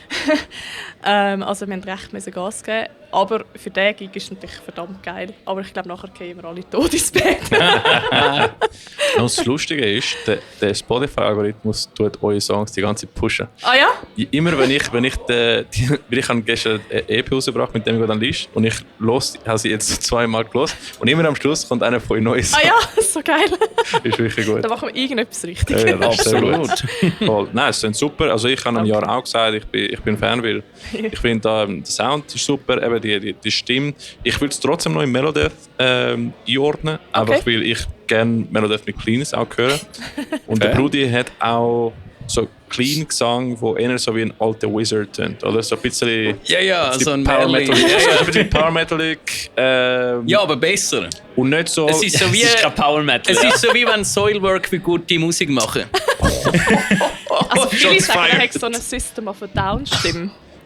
Ja, also, Ein aber bisschen, eher ja. bei Another Approach. Bei euch, Das finde ich, stimmt, ja. drückt das nicht so durch. Ja, das stimmt. Ja, Ja. aber dann auch eher der Gitarrist und nicht der Serge. Der Malakian, Darren Ja. Malakian eher, okay. Ich bin jetzt gerade nicht mehr sicher, wie die tönen. Also- Die sind beide die ganze Zeit. darum Ist weiss so. ich nicht, Also wer welcher ist. mein Bild, wo ich das gehört habe, ist so wie von einem Hermit, Crazy Wizard, der einfach im Wald wohnt, oder? Und rauskommt und macht Spells. Ich habe einfach das Bild im Kopf bekommen, wo ich Das hat was. den Kleinstimme vom Jan gehört habe. Ja, ja. Voll. Der Wizard. Und so sieht er auch aus auf der Bühne. Also, das ist Stimmt. Ja, ja. Ah, ja, So das sieht er habe- aus im gut, richtigen dass- Leben, also. Ja, aber gut, dass du ansprechen. Ihr habt euch auch optisch verändert. Ihr seid nicht nur jünger geworden, ihr habt auch anderes Bühnenoutfit. Ja, ja. Vorher war eher so ein bisschen Freestyle gewesen, Ja. oder man leitet eine eigene Merch an. Ja, Und genau. jetzt, Ja, das ist einheitlich. stimmt. Fucking den Brian am Drive-Bys verteilen. So, ja. Alles gut. Ihr habt euch einfach so irgendwie angelegt oder eure eigene Merch angehabt. ich finde immer noch der Einzige, der das gut aussieht, ist der Kerry King. Das ist der Einzige, der gut aussieht mit Tribals und der Einzige, der gut aussieht im eigenen Merch. Change my mind. Aber James Hetfield, der darf auch. ja, meinetwegen, aber er hat auch keine Tribals, glaube ich. Oder wenn dann Wahrscheinlich vielleicht- hat er eins als Arsch gewählt. Ich habe genau das ich auch. Ja, aber zurück zu euch. Ihr tragt jetzt komplett schwarz. Das ist auch neu, oder? Ja. Was ist hinter dieser Entscheidung gelegen? Wie war der Prozess gewesen? Also wir sind einfach einig gewesen, wir müssen ein einheitliches Bühnenbild haben. Und irgendwie finden wir Dune alle verdammt geil. Mhm. Ähm, Ah, ja. Dunne. Genau, und dann haben wir so gedacht, wir könnten das so in den Dune-Style, aber halt einfach in schwarz. Nice. Genau, und so ist das echt so entstanden, ja. Es fällt auf, weil das ist mir ins Auge gestochen, oder? Das freut mich. Ich glaube, etwas, wo Bands mehr drauf schauen mittlerweile, weil einfach immer gefilmt wird. Ja, Ist so. Und alles auch immer gerade online geht. Ja. Und alle Kinder auf TikTok wollen etwas Cooles sehen. Das ist schon so. Und niemand will seinen Barista sehen, wenn er dort auf der Bühne steht und Poetry Slam vorträgt. Du musst irgendetwas Spezielles haben. Habt ihr extra noch die Nebeleffekte und so synchronisiert zu der Musik? Ja, das ist alles programmiert, ja. Respekt. Man munkelt, es kommt vielleicht noch Licht. Das haben wir gemerkt im Fall, das ist richtig cool. Danke. Und Die Lichtschau ist jetzt schon relativ sehr, sehr gut gewesen. aber Die die ist wird jetzt ja vom live Werk gemacht. gemacht. Ja. Ja. Aber es ist ein mega geiler Lichtweg, ja. Also. Ja, ich habe es den ganzen Abend durch schon gedacht Ja. und jetzt vor allem vorher bei Safer Last Breath hat er den Welt brutal gut getroffen. Ja, und der hat's im macht Griff. alles manuell, das ist echt krass. crazy, ja. Ja, voll. Jetzt wollte ich noch sagen, du hast gesagt, es wird ruhiger in nächster Zeit um euch wahrscheinlich, aber gleich, ihr habt jetzt Songs released, ihr habt eine Release-Show gehabt, jetzt habt ihr euer eigenes Festival gehabt. Was kommt als nächstes, abgesehen vom Rise of the North Star Gig? Also wir haben schon wieder neue Studiotermin gebucht, wir haben schon wieder etwa 9 Songs parat. Wow. Ihr macht es beim SOS Basement, gell? Ja, genau. Das sind die Jungen. Ja, absolut, die haben Drive. Die haben vor allem auch genug Zeit, weil sie sonst nichts mehr machen. Ja. Also die haben zwar schon einen 100% Job, aber irgendwie ist das noch nicht so. Das ist nicht ein 100% Job mit 20, ist anders wie ein 100% Job mit 30. Definitiv. Ja, und wenn du halt noch die Heim wohnst, ist es auch noch ein bisschen anders. Ja, du hast hast noch keinen recht. Haushalt und so. Das wird sie, ja. Ist so, ja. Ja, voll. Und also, wir müssen auch immer ein bisschen lachen, weil der Noah schickt manchmal Sachen irgendwie so um 1 am Morgen. Sie schauen es noch an und wir denken schon, wir sind schon lange am Schlafen. Am 1 am Morgen schickt er es, am 2 am Morgen hat er die nächste Version parat und am 3 am Morgen ist dann so, jetzt ist Final Version 4 Ja, ihr da. könnt dann aufstehen und einen pfannenfertigen Song. Genial. Ja, Das das ist Fall wirklich cool. Mit 19 habe ich auch so etwa 1-2 am Morgen ist so meine, Ja. meine beste Zeit gewesen zum Schreiben. Bei mir auch, ja. Also zum Fair sein, ich habe auch schon Songtext geschrieben, das bin ich morgen um 4 Uhr irgendwann so aufgewacht in der Nacht so. Da hast du so eine Eingebung Und dann bin ich einfach so, meine Freundin so, Siljan, was zum Teufel machst du? Ich so, wenn ich jetzt nicht aufstehe, dann ist der Songtext Ja. verloren. Das habe ich im Fall letzte Woche gehabt. Das ist wichtig. Ja. Aber das ist der Moment, dann musst du es aufschreiben. Ja, absolut, ja. Das sind die Lessons of Life. Lessons of Life. Aber da kann man wirklich gespannt sein auf noch mehr neuen Sound von euch. Ja. So cool. Genau, ja, wir haben bei uns eben schon wieder gebucht, ja. Und, aber also wir sind auch fleissig am Konzert buchen. Das andere macht das bei uns. Wir haben sicher vor, ein paar Festivals irgendwo zu spielen. Und es wird jetzt bald das Announcement geben zu einer Booking-Agentur. Schön. Genau. Er ist doch noch Bass bei musikalisch etwas völlig anderem. Es ist mir wirklich empfallen, was. Ich weiss nur, dass es so eher radiotaugliche Musik ist. Ja, Wenn ihr euch nicht dort auf die Tournee anhängt, das wäre doch mal eine tolle Mischung. das passt halt einfach soundtechnisch nicht Das ist so doch egal. sehr. Das ist doch egal. Wo spielt er denn? Ich weiss es eben wirklich nicht mehr, aber es ist so Beyond Frequencies. Beyond Frequency ist so alright, Pop. alright. Ja. Ja. Bei der Blazy Flash. Ja, wir Ja, haben, genau. wir haben die Dings, Greenfield haben wir sie gesehen, ja. Ja, Greenfield genau. Datings, Band Day gesehen, ja. Steht Greenfield Dating Site. Greenfield Band Day, Ja, oder? und Green, Ja, Dating Day, ja. Ja. Ja, dort ist sie, genau. Also, why not? Oder? Neue Märkte erschliessen an Fans, die noch nie irgendeinen Growl gehört haben. Ja, aber heute- das würde schon funktionieren mit Ja, denen ja. und euch. Das ist ja Rock und schon, Metal. ja, So, wahrscheinlich es ist so. jetzt nicht so, dass es irgendwie Hip-Hop Nein. ist. Und auch bei Hip-Hop wird es funktionieren. Ja, ja. Aber Tour ist halt immer so ein Ding, ich meine, Ja. du leist echt drauf bei einer Tour. Ja, ja. Immer. Und also momentan haben wir wirklich lieber einfach mal noch so ein einzelne Shows spielen. Tour wäre einfach geil, so ein bisschen für die Erfahrung. Das einfach, aber dann musst du es wie mehr so als Ferien anschauen. Ja. und nicht Ja, so. fair. Aber wegen Leuten überzeugen, die noch nie Growls kennen. Also heute Abend war mein Chef da, gewesen, und ich seit 10 Jahren zusammen arbeite. Und er hat absolut nichts mit Metal am Hut. Ich habe gesagt, jetzt Super, und du musst setzt ihm einfach das mal da kommen. vor. Genau. Ich habe gesagt, jetzt arbeiten wir schon 10 Jahre zusammen, also jetzt musst du mal kommen. Und? Er hat es mega gut gefunden. Super Sache. Er hat dann gefunden, hey, mega chillige Leute und mega geile Crowd und so. Ja, würde man gar nicht denken. Also ich habe mega Freude, dass ich wirklich mal jemanden überzeugen konnte, der eigentlich sonst nichts mit dem am Hut hat. Das ist wirklich cool. Hey, nächstes Jahr ICU wieder da. Wahrscheinlich schon. Wieder Ende November. Ja, also das Datum ist eigentlich schon gefixt. Hause. Darf ich noch mal schnell eine Zwischenfrage stellen? Weil Ja. meine Frage wäre, sich Termin technisch noch ein bisschen vorne andingseln. Es steht wieder Winteredition auf dem Flyer. Ich weiss nicht, ob wir dich letztes Jahr schon gefragt haben, aber das deutet ja immer noch an, dass eventuell mal Sommeredition von dem Fall nicht. He? Ja, also ich würde mega gerne, aber das Problem ist einfach, solange es halt nicht kostenträgend ist, ja, kann ich einfach nicht. Also, ich würde wirklich gerne, aber ich meine, dort hast du so viele Kosten mit WC, Catering, Bühnenmieten und so. Und solange das nicht mal ein bisschen Gewinn abwirft, ja, das stimmt. Ist es halt schwierig. Gibt's nicht? Ja. Kann man auf dem Parkplatz vor dem Werk etwas machen? Nein, sicher so ein Skatepark einfach Pier anstellen. Skatepark. Ja. DIY, absolut. Oh shit, es gibt White Dog Suicide nicht mehr. Das heisst, irgendjemand anders muss das Skatepark-Konzert in Neffels machen. Nein, aber im Sommer ist ja der Markt auch recht gesättigt. Ja, jetzt Ende November sind wir eher in eine Nischenzeit. Und da, ich denke, es wird auch funktionieren. Jetzt war halt der erste Versuch im Baden. Noch ein bisschen so Promo online machen das sicher gut, aber irgendwo werden wir dann sehen, wo man noch ein bisschen die Schrauben ansetzen kann, wo das auch immer ist. Wir haben uns überlegt, ob es fast ein bisschen spät war, jetzt am 30. Wir sind ja sonst eigentlich immer das Wochenende früher gewesen. Okay. Weil jetzt sind schon mega viel so Weihnachtsessen, Geschäftsessen und so. Und so der Stress hat schon angefangen, der Dezember. Es ist Black Friday Weekend, das stimmt. Das kommt auch noch dazu, ja. Das Skigebiet haben aufgemacht das Wochenende. Ja, genau. Eben, es ist so ein bisschen, man hätte jetzt mega viel anderes noch irgendwie machen. Vielleicht müssen wir es wirklich wieder ein bisschen früher machen im November. Ja, das könnte schon sein, ja. Ja, dem wächst man ja auch. Aber du weißt ja nicht, es könnte ja auch am gleichen Tag andere grosse Konzerte irgendwo geben. Ja, es ist heute auch. Habe ich vorhin mal nachgesehen, Royal Republic spielt in Zürich. Ja.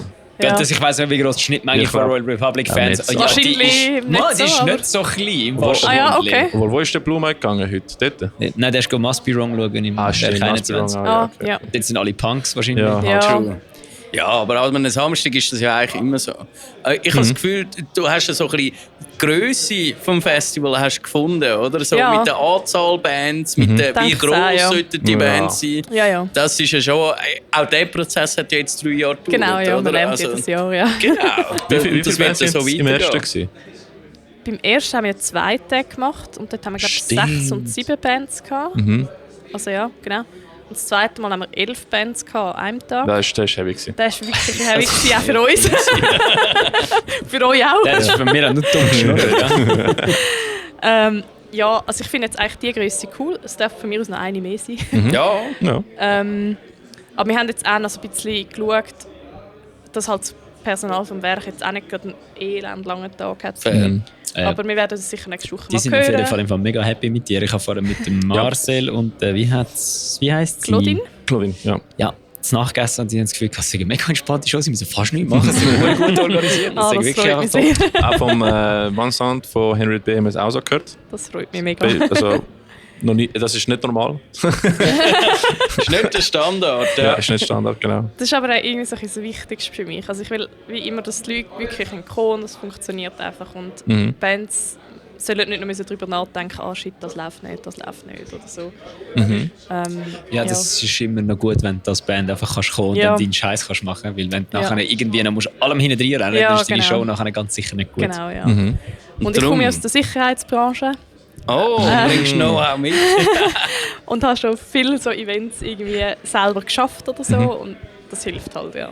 Jetzt, Corinne, bist vorher daran gehindert worden, aber jetzt hau das Datum raus für das ICU Festival Part 4. Das ist peinlich, ich weiss es nicht auswendig. Das ist gut, der Brian hat heute eine neue Saumode angefangen, er probiert die Leute irgendwie rein zu pressure, etwas zu sagen, was sie gar nicht wollen sagen. Von dem her, nein, sie geben dir immer einen Hint und du musst ihn dann einfach noch ins Ziel bringen. Das ist die Vorlage, du warst die Flanke gewesen und jetzt bist du nur am Goalie vorbei, ja, ist gut. Aber ich werde sicher bald publizieren. Coole Sache. Wird es wieder eine Winter Edition sein? Ja. Okay. Yes, absolut. Wir können einfach Palmen aufstellen und behaupten, es sei so. Ja. Why not? Das könntest du vielleicht machen, du könntest das Beachparty verkaufen. Und dann kommen einfach alle Mesaufleute, die besoffen sind. Oh und nein! Ich sage jetzt nichts zu dem Thema. Da muss ich mehr Personal haben. Ja gut, das stimmt auch wieder. Corinne, ich habe noch ein kleines Infoflyer zum Naturhof. Ja, genau. Erzähl mal ein bisschen. Ja, also mein Mann und ich sind einen Gnadenhof für Nutztiere am Gründen. Was ist das? Also, es gibt ja viele Tiere, die nach einem Jahr zum Beispiel geschlachtet werden, weil sie nicht mehr Eier legen oder weil sie keine Milch mehr geben oder so. Und die Tiere auch wir aufnehmen, dass sie bei uns einfach sein und leben können. Oder halt auch Tiere aus Tierversuchsanstalten, die in dem Sinne nicht mehr gebraucht werden. Dass die es daheim haben bei uns. Weil wir leben beide vegan und das ist halt ein mega, mega Herzensthema von uns. Und was aber für uns das Wichtigste ist, wir wollen eigentlich so ein bisschen auch Bildung dann anbieten vom Hof. Also dass man wie halt die Geschichten von diesen Tieren erzählt, dass wir die Leute, sag jetzt mal, durch so empathische Begegnungen auch können, so ein bisschen verstehen, was vielleicht falsch läuft an diesem System. Weil eben, es ist irgendwie für uns mega wichtig und wir sind selber auch wegen so etwas vegan geworden. Ich bin Tierheilpraktikerin auch noch sonst. Okay. Genau, und dann ist irgendwie so vor 2 Jahren ist so die Idee entstanden. Und jetzt ist eigentlich alles gegründet, dass jetzt, wir sind eigentlich ready, der Businessplan steht und alles, jetzt sind wir die Finanzierung noch am klären. Den Hof hätten wir grundsätzlich schon. Ja. Genau, jetzt müssen wir halt einfach noch schauen mit Stiftungen und so, dass das zum Laufen kommt. Ja, und es bietet sich halt mega an, der Dani hat Psychologie studiert. Oder ist jetzt in Psychologie studieren. Richtig. Genau, ich sehe euch an. Ja, sehr gut. Und er wird dann halt mehr so die Bildungsangebote machen, wo mit Führungen, mit Schulklassen und so. Was wir auch geplant haben, ist, dass wir Firmen sich anmelden können, dass sie zum Beispiel einen Tag im Monat freiwillig helfen bei uns. Einfach um so ein bisschen Connection irgendwie wieder herstellen. Um halt auch irgendwie merken, hey, das sind eigentlich genau gleiche Tiere wie unsere Hunde oder unsere Katzen. Und dass halt vieles einfach nicht so richtig läuft. Ja. Tolle Sache, tolle Mission, die ihr dahinter habt. Definitiv. Wo kann man das finden? Wir sind Lebenshof Namatum, heissen wir. Genau. Unten habe ich sonst den Insta-QR-Code. Genau. Und aus diesen Kindern wird... Und die Leute, die nicht am ICU... Aus diesen Tieren meine ich. Okay, ja. Die Kinder, die Leute, die nicht am ICU-Festival sind und jetzt unten den Code nicht können scannen, weil sie das hören im Nachhinein. Dann müssen sie es einfach auf Lebenshof Namatum suchen. Tipptopp. Genau. Und sonst über das ICU, wir haben glaube ich einmal einen Post gemacht, wo wir auf die Seite verweisen. Dort sollte man es auch finden, ja. Stimmt. Genau. Also, Brian, aus ich übergebe dir den Sticker. Aus diesen Tieren wird kein Servila gemacht. Darum tun Servila nicht essen, sondern hören. Metal Servila, Corinne, das ist dein Kleber. Dankeschön. Der Pfann. Und in dem Sinn, wir gehen jetzt Heavy Fast schauen. Genau, bin ich auch dabei. We see you, I see you. Headliner is next. Du bist der am wenigsten geschlafen hat an dem Tisch. Ja, voll. Für alle, die sich fragen, was jetzt passiert ist, weil sie nicht zuschauen, der werte Herr, der das Gefühl hat, er muss 3 Wochen in der Ferien sein. Voll. Und dann ohne Schlafen Konzert spielen steht. Das ist der David von Save Lost Breath. Jawohl. Also wir haben das. Also du sagst, also wir haben eigentlich zusammen schnurren jetzt einfach, das heisst, du bist jetzt ein bisschen mehr so Dekoration, aber das stimmt, du darfst einfach auch mitreden. Ist gut, ist gut. Wir haben da 3 Schluck Kaffee? Ja, nein. Ich muss schlafen. Ja. Wir haben da 3/4 von Taoist. Ja, stimmt. Ja, weil, weißt du, wieso ist der 4. Viertel nicht da? Aha. Ja, weil er keinen Backstage-Pass hätte. Ja. Nein, und weil er hat Jetlag, er kann nicht kommen. Ich auch. Ja. Eben, gell? Ja, also das ist voll keine Ausrede. Schau, wie entsetzt, dass mich der Dave anschaut. Und, wie war der Gig? Ey, hat mega Spass gemacht. Ich habe fast nichts gesehen. Ich habe nur den Rücken von meinen Bandkollegen gesehen, aber die haben gut ausgesehen, wie immer. Erzähl mal deine Timeline. Also einfach, ich kann dir das noch nicht sagen, Dave, aber das ist der beste Auftritt, den ich von je gesehen habe. Ah, danke vielmals. Das hat recht gut getan, ja. Danke. Also meine Timeline. Ja, voll. Also ich bin gestern Morgen am 8. in New Fang York. doch mal beim Craig Reynolds an.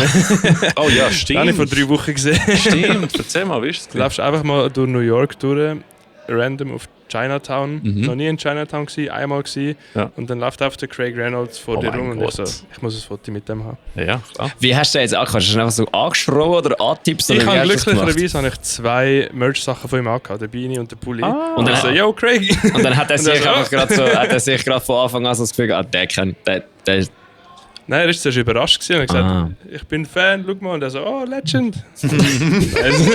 Wer ist der Craig Reynolds? Das ist der Drummer von Straight from the Path. Downbeat Podcast. Das ist der Drummer von Straight from the Path, aber er hat das gleiche Problem wie der Ricky und ich. Sein Podcast ist wesentlich berühmter als seine Band. Ja. Der zügelt jetzt nach den USA, oder? Ja, das ist ja. Den Podcast dafür, ja. Also ich glaube, in dem Fall die Guests werden noch krasser jetzt. Ist er auf die USA? Ja, er ist in Glasgow gewesen. Irgendwie die Woche oder so. Glasgow. Ja, ich bin schon ein bisschen ein Fanboy von ihm. Ich auch. Ein bisschen, ja. Ihr sind alle Fanboys von ihm. Aber er hat auch einigermaßen okay Gäste-Interviews eigentlich. Ja, extrem gut. Ja. Spannend. Die Folge mit dem Nickelback-Bassist ist sehr geil. Ja, stimmt. Die musst du mal gönnen, Alter. Die ist wirklich gut. Ja, also weißt du, ich höre noch nicht viel mehr Podcasts als schon immer, oder? Also in dem Fall keine. Ja. Weil neu kannst du den ja auch nicht mehr hören, weil du jetzt ein Teil davon bist. Mist! Da habe ich nämlich irgendwie jede 4. Folge gehört von dem, aber das war in dem Fall jetzt auch gewesen. Jede 4. Folge ist aber auch so ein gutes Ding, damit du nicht gerade komplett hirntot gehst. Ja. Jetzt muss ich einen größeren Mixer holen, um da remote machen. Sonst ein Ambush. Wir drin mit dem Mikrofon und nachher der eine Dude oder du rein da rein. Ja, es ist mir vorgekommen wie so eine Kill Tony-Episode. Und meistens sind nämlich die bei Kill Tony am Tisch hocken, nicht wirklich am Value adden. Darum habe ich so ein bisschen Angst gehabt. Eckert, welche Bands hast du noch gesehen? Ausser Drucken von deinen Mitgliedern? Fast alle. Krass. Also Abbeyfalls habe ich ein bisschen gesehen, weil ich muss mein Zeug zusammenräumen. Aber sind gut gewesen. Woher nimmst du die Energie? Ich frage mich gerade auch, wieso ich nicht müde bin. Ja. Bist du einfach nervös gewesen und darum so? Nein, absolut nicht.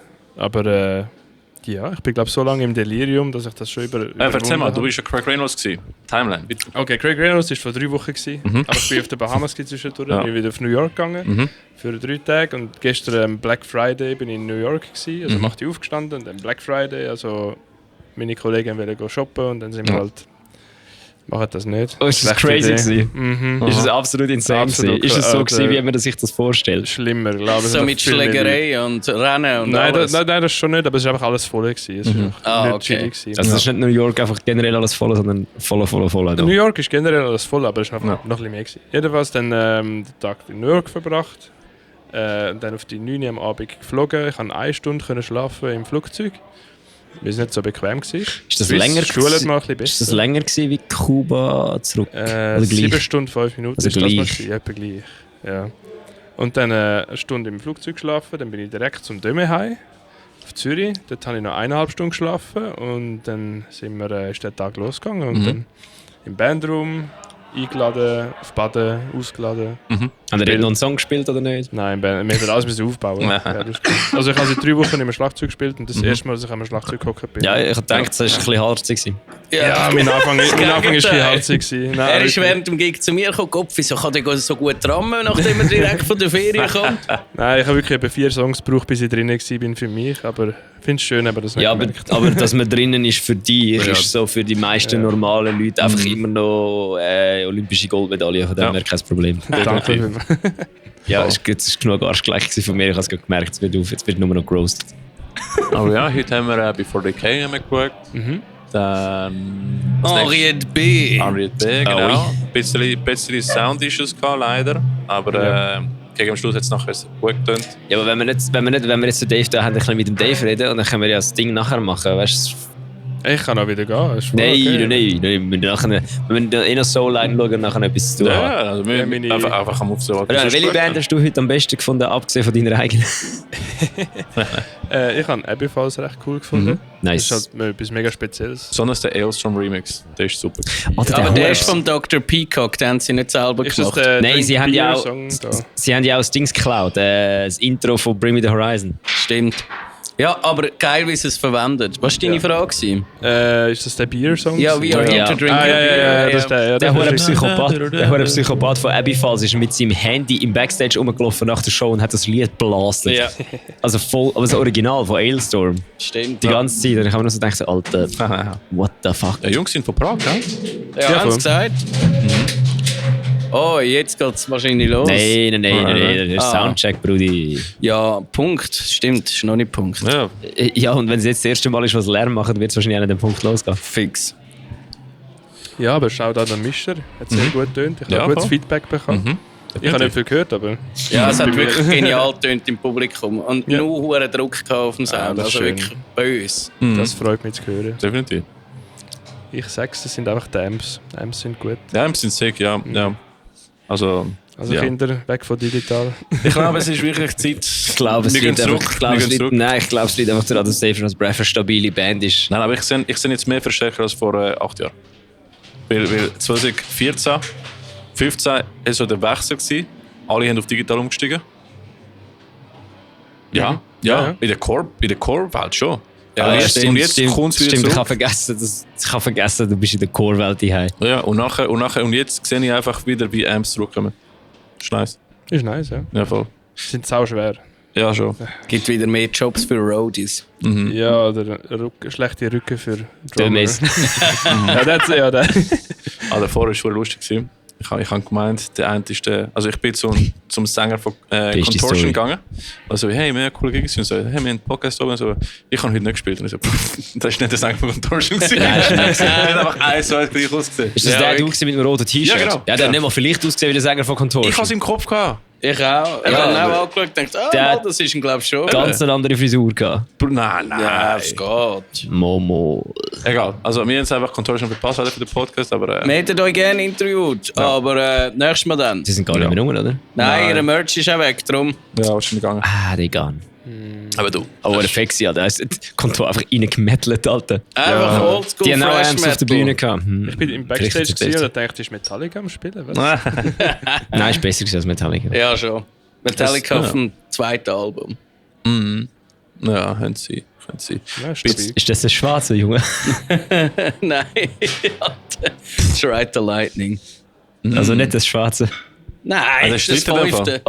Aber das Albumcover, das erste ist auch schwarz. Das ist das fünfte Also, schwarz. Ja, ich weiss, aber Ride the Lightning ist auch ein schwarzes Albumcover mit einem Blitz drauf. Was laberst du? Also, Ja, es ist so schwarz wie meine Hose. Also, Kill 'Em All, Ride the Lightning for Justice for All. Nein, Master of Puppets, Justice for All, Black Hole. Okay.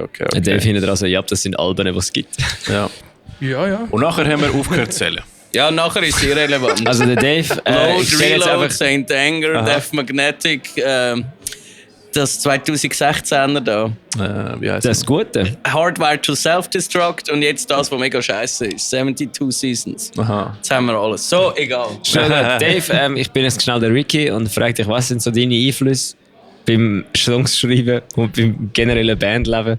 Der Döme ist ein grosser Einfluss für mich. Weil er das Zeug schreibt und du es nachher nachspielen musst? Nein, wir hocken nebeneinander am okay. PC und wir sagen, er macht so ein Riff und dann sage ich so, mach das so und er so, okay. Und dann macht er irgendetwas anderes und am Schluss dann es gut. Also wahrscheinlich, Riff macht er Gitarre, oder? Ja. Also er macht Gitarre. Der Döme spielt Gitarre. Und dann machst du, ja, aber jetzt, wenn ich rede von dem Schlagzeugspielen, darum habe ich jetzt das gemeint, programmiert. Ja, er programmiert. Er macht immer die gleichen Feelings. Sie sind immer cool, aber sie sind immer die gleichen und ich muss dann überlegen. ausweisen. Ist wahrscheinlich Tom von höher bis tiefer. Es ist 4x Snare, 4x High Tom, 4x Floor Tom. Okay. Ich mache etwas Gleiches, ja. Genau. Ja. ich mache Gitarristen voll okay. keine Feelings. Stabil. Stimmt top. Ja, Voll. was mir jetzt gerade in meinem Kopf angelöst ist. So, es funktioniert immer. Ja. Ja. Ja, Und dann habe ich noch ein Brrr. Ja, voll. Und sonst ist es sehr stimmungsabhängig, je nachdem, was für einen Song das wir schreiben. Mhm. Ja. Nee, Ich habe immer sehr viel momentan so Silent Planet. Silent Planet? Ja. Die hohe Christenband. Die sind so gut. Was machen die? Das neue Album ist so krass. Aber hat mir die letzte auch empfohlen. Ja, das neue Album. Das Also wenn es besser geworden sind, dann kann man es vielleicht reinlassen. Aber wenn ich sie mal als Vorband von etwas gesehen habe, habe ich sagen, da ist jetzt wirklich, da merkt man, ihr seid nur erfolgreich, weil ihr einfach öffentlich christlich sind. Was ist es? Deathcore? Death Metal? Es ist so Metalcore. Oh, ja. irgendwie, ja. Und die andere Band von Buster Odeholm. Nicht Throne, nicht Humanity's Last Breath. Bill Jarpa? Ja, die. Alright. Die habe ich auf meiner Reise kennengelernt. Das ist mega cool. Ah, geil. Ja. Hast du sonst immer Local Shows gesehen, dort in den USA oder so? Oder nicht? Müssen wir ihn schicken? Oh, ich muss gehen. Also. Oh, okay. Okay, Ja, Moritz, der Moritz hat auch kannst du noch wieder etwas den hässigen Manager spielen, den der Dave abholt? Ich würde gerne den David mitnehmen, wir gehen jetzt heim. Okay. David an Kasse, bitte. Kommen wir gut heim. Also, nachher gehen wir. ist gut. Jetzt Nacht ins Bett. Also, einfach. ich haus Tschüss, den Moritz, Fall. mach's gut. Hey, Ist es okay für euch? Cool, bist du da gewesen? Danke. Das ist dein Preis. Ja, So lieb, danke. Ich habe noch nicht schon 1000 von denen. kein Problem. Darum trifft sich gut. Ich habe heute eine neue Funktion gefunden für die Stickers. Ich habe so rechtsextreme Stickers im BC gefunden. Ich habe einfach überklebt mit Alter, da müssen wir auch noch schnell drüber reden. Der hohe Nazi-Sticker ist noch nicht rum gewesen, bevor ich Nein, das erste Mal aufs insane, WC Das bin. ist mein Clou, ich muss gehen. Bye, bye. Dave auch so. Dave machst Nazi-Gramm. Der Dave Ja, geht, bevor Peter. er fängt an zu verteidigen. Ja, also Vor Anfang Ausländer ausschaffen, ja. es ist wirklich möglich, dass die einen Besucher heute auch nicht da hat. Also ich glaub einfach, schon, dass ja. ich das jetzt schnell gesagt habe. Habe ich Der das Video Dave will gezeigt? keine Ausländer ausschaffen. Das haben wir ihm jetzt Habe ich das einfach Video unterstellt gezeigt? wegen Comedy. Nochmal. Hat er das Video gezeigt? Ja. Okay. Ich habe es vergessen. Also der Ricky hat es erfolgreich überklebt. Das habe ich gut gefunden. Ich habe nämlich auch so ein komisch, ich war am Pissen auf dem WC und dann hat es jetzt so einen Kleber drin und ich habe so das Gefühl gehabt, ist das jetzt... Weil der Kleber, den ich gesehen habe, hättest du auch können, je nachdem wie du ihn interpretierst, ist es nicht ein... Der hat Europa-Stärken geheißen. Und ich weiss jetzt nicht, was das geheißen hat, weil das könnte natürlich auch einfach die Europäische Union verbessern. Aber in dem Fall war es nicht das gewesen, Nein, sondern... wie der andere ist ein ziemlich unmissverständlich gewesen. Ja, voll. Was ist das? Identität gewähren. Bewahren. Identität bewahren ist gestanden, ja. Was ist der Unterschied? Bewahren ist auch so ein Wort, das sehr, sehr oft verrechten Was ist bewahren und bewähren der Unterschied? Etwas, was sich bewährt hat, das ist quasi... Etwas, was schon lange gut ist. Amps haben sich bewährt. Etwas, was man bewahrt, ist Safer als Breath, wo ums Verrecken nicht will, ihre Amps loswerden. Ja. Schön. Ja, wahrscheinlich jetzt ein Gast dort. Wieso ist das? Wird nicht einen Tag überlegen im Bergbad? Nein, also ich habe das Gefühl, im Bergbad wird der Sticker wird ziemlich sicher schnell weg sein. Ja, voll. Also, das ist eine neue Funktion für Metal Saber Stickers. Ihr wisst jetzt... Nazi-Kram überkleben damit. Genau. Wenn ihr wollt, Nazi-Kram mit Metal Saber Stickers überkleben, dann schickt uns mal ein DM, schickt uns die Adresse, ihr bekommt gratis heimgelieferte Stickers. Ja, jeder Nazi-Kram-Kleber, der von Metal Saber Kleber überklebt. Auch von Safer, jeder Nazi-Kram-Kleber, der von irgendeinem Kleber, der nicht Nazi-Kram ist, überklebt wird. Ist gut. Und durch das wird jedes Mal ein Amazon-Mitarbeiter glücklich und der Jeff Bezos ein bisschen weniger reich. Was ihr auch könnt machen mit einem Metal Saber Sticker ist Must Be Wrong Stickers überkleben. Ja, die Hure Fixer. Das dürft ihr jetzt auch machen. Das ist aber jetzt absolut, der Krieg ist eröffnet. Ihr bekommt Erlaubnis von uns. Sie haben nämlich eine Story gemacht, wie sie einen Sticker von uns überklebt haben. Der gottverdammte Krieg ist eröffnet. Wir haben den Dominik gefragt wegen Beef. Ja, der Döme sagt ja immer, er will mehr Beef in der Metal-Szene. Also, jetzt hätte er können jetzt Beef gibt's bringen. Beef mit Must Be Wrong. Aber jetzt wird jeder Must Be Wrong-Kleber überklebt. Ja, Mann. Der, den ich in meiner eigenen Wohnung habe. Oh nein. Oh Mist, der am Karren von deiner Freundin. Ja, so gut. Das wird noch erledigt. Also du nicht genug von denen daheim hättest. Ja, aber jetzt, dann habe ich einen dabei, wenn ich gerade am Auto vorbeilaufe. Okay, das ist ein guter Punkt, ja. Machst du das Video, tust du hochladen? Das mache ich gerade. Michel denkt sich dann einfach so, Alter, was ist mit euch falsch, ihr dummen Idioten? Aber ja, jetzt spielt Soulline, oder? Ja, wir sind gerade am Soundcheck und jetzt würde ich sagen, getrauen wir uns an Recap. Jawohl. Ne, jetzt schon? Ja, komm, dann können wir schon. Was gemacht ist, ist gemacht, weil sie werden Verspätung haben. Ich muss irgendwann auf den Zug. Ah ja, das stimmt. Ja, okay, machen wir doch einfach ein Recap. Ja, voll. Also. Sie sind gar noch nicht gegangen. Sie sind nicht gegangen, schau mal. Safe Last Breath immer noch da. Rico ist auf Trottellauf. Am Umrennen. Das heisst, das habe ich das Wort, das ich gelernt habe Anfangsjahr. So tun, als ob sie so wichtig wären, hä? Nein, das ist das Wort, das ich gelernt habe Anfangsjahr. Trottellauf ist, einer läuft nochmal um, um zu schauen, welcher Trottel etwas liegen lassen hat. Jawohl, der Blick zurück. Voll. Aber ich glaube, ich hole einen größeren Mixer für Remote. Das will langsam ein bisschen. Also ich finde, das ist jetzt eigentlich schon ziemlich ein grosser Mixer. Ja, ich nehme einen 6er. Ein 6er wäre besser. Das ist recht, ja. Komm, Sascha, du darfst du Recap mit uns machen? Komm. Okay, dann halt nicht. Er winkt ab. Okay. Ja, also, der Herr ist am Arbeiten. Der muss arbeiten, das Anschaffen für viele muss arbeiten. Dann ja, wir auch, schwer und streng. Ja gut, aber wir sind ja am Arbeiten. Also wir haben, genau. Oh, jetzt kommen wir, glaube ich, Happy Falls. Don't worry, we can do it later, after Soulline perhaps. Okay. That's perfect, alright. Like they're picking merchant. We're gonna get so high in the meantime. That's great, better. It'll be anything. Yeah, we'll just come after the next band will come up here and just let us know. Yes. Like. Perfect. We will be like moving here. Perfect, alright. Yeah, likewise, same. Alright. Nice room. Huh? Nice room, by the way. Pretty cool. Brand new. Also, genau. Also wir haben mit Before the Decay angefangen. Ja. Oder? Das war stabil. Voll, richtig stabil. Ja, wir haben vorher auch den June und Steffi von der Band gehabt. Dann haben wir das ein bisschen geschwänzt. Und ja, das war cool gewesen. Sehr gut eröffnet. Es hat schon ein paar Leute gegeben, das ist schon mal gut. Ja, es ist noch nicht so viel los, aber es ist doch schon ein bisschen etwas los. Ja, sie haben nicht müssen vor leeren Rängen spielen. Ja, das stimmt auch gewesen. Voll. Und dann... Dann hat Henriette B. reingemeldet. Henriette B. ist tatsächlich. Ich brauche ein Naszüchlein jetzt. Ich kann. Geiles Sieg. Ja, und wirklich ab dann, wo der Sound gestummt hat, bin ich richtig geil gewesen. Und vorher habe ich es auch schön gefunden, um mal richtig so einen Bass zuzuhören. einfach mal den Bass, wie er so richtig den Tieftöner rausbrettert, weil die Gitarren hast du nicht gehört. Das war mal eine Abwechslung. Ja, tatsächlich, ja. Genau. Eben, sie haben ein bisschen Issues gehabt, die Boys. Aber ja, ist gut. Ja, absolut. Kann ja passieren. Kennen wir ja. Dann Contortion, sehr cool. Feinste. Sehr guter Thrash Metal. Trash Metal. Aber wir haben ein bisschen geschwätzt, es ist nicht so oldschool, eher 90er Trash, hätte ich gesagt. Das ist, in meinen Augen ist alles bis und mit 92 oldschool. Okay. Ja. Okay. Das finde ich gut, dann bin ich nämlich noch nicht oldschool. Ich habe so ein bisschen an Exodus gedacht.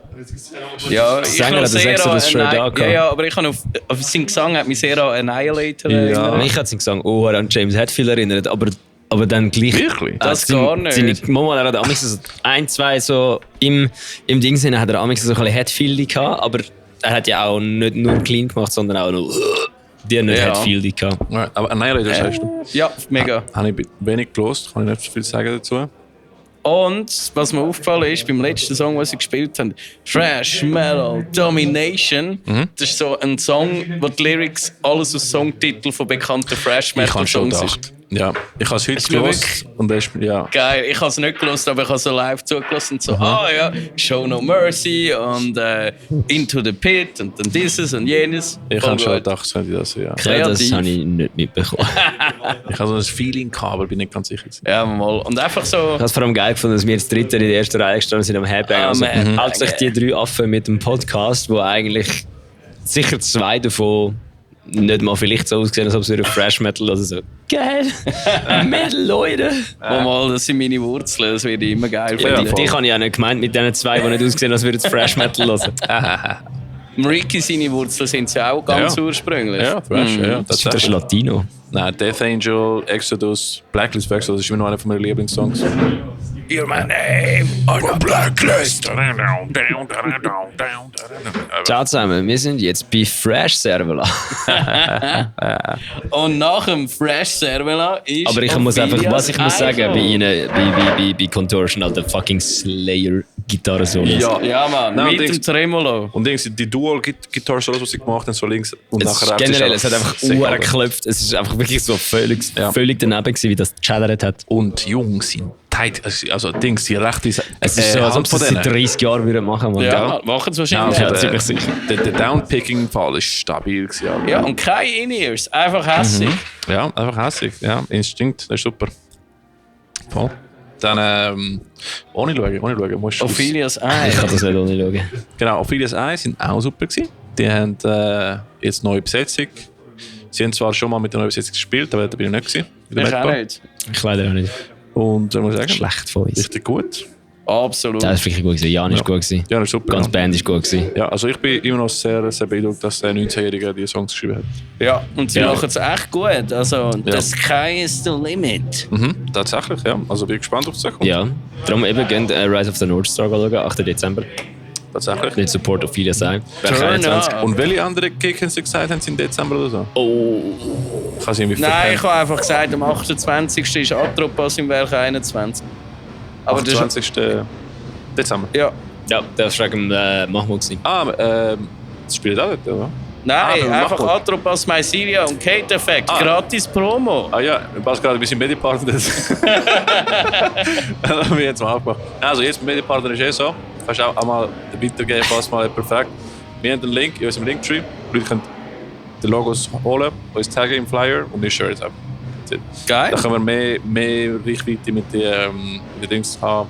Weil, ganz ehrlich, ich komme nicht mehr dazu, die Videos die ganze Zeit zu machen. Ja, verständlich. Das ist recht Aufwand. Für das haben sie ja noch angebracht. Das habe ich geil gefunden. Aber ich bin so im Stress im Fall. So, ich fuck mich. Aber am Mittwoch oder so, oder Donnerstag, ich bin mir sicher.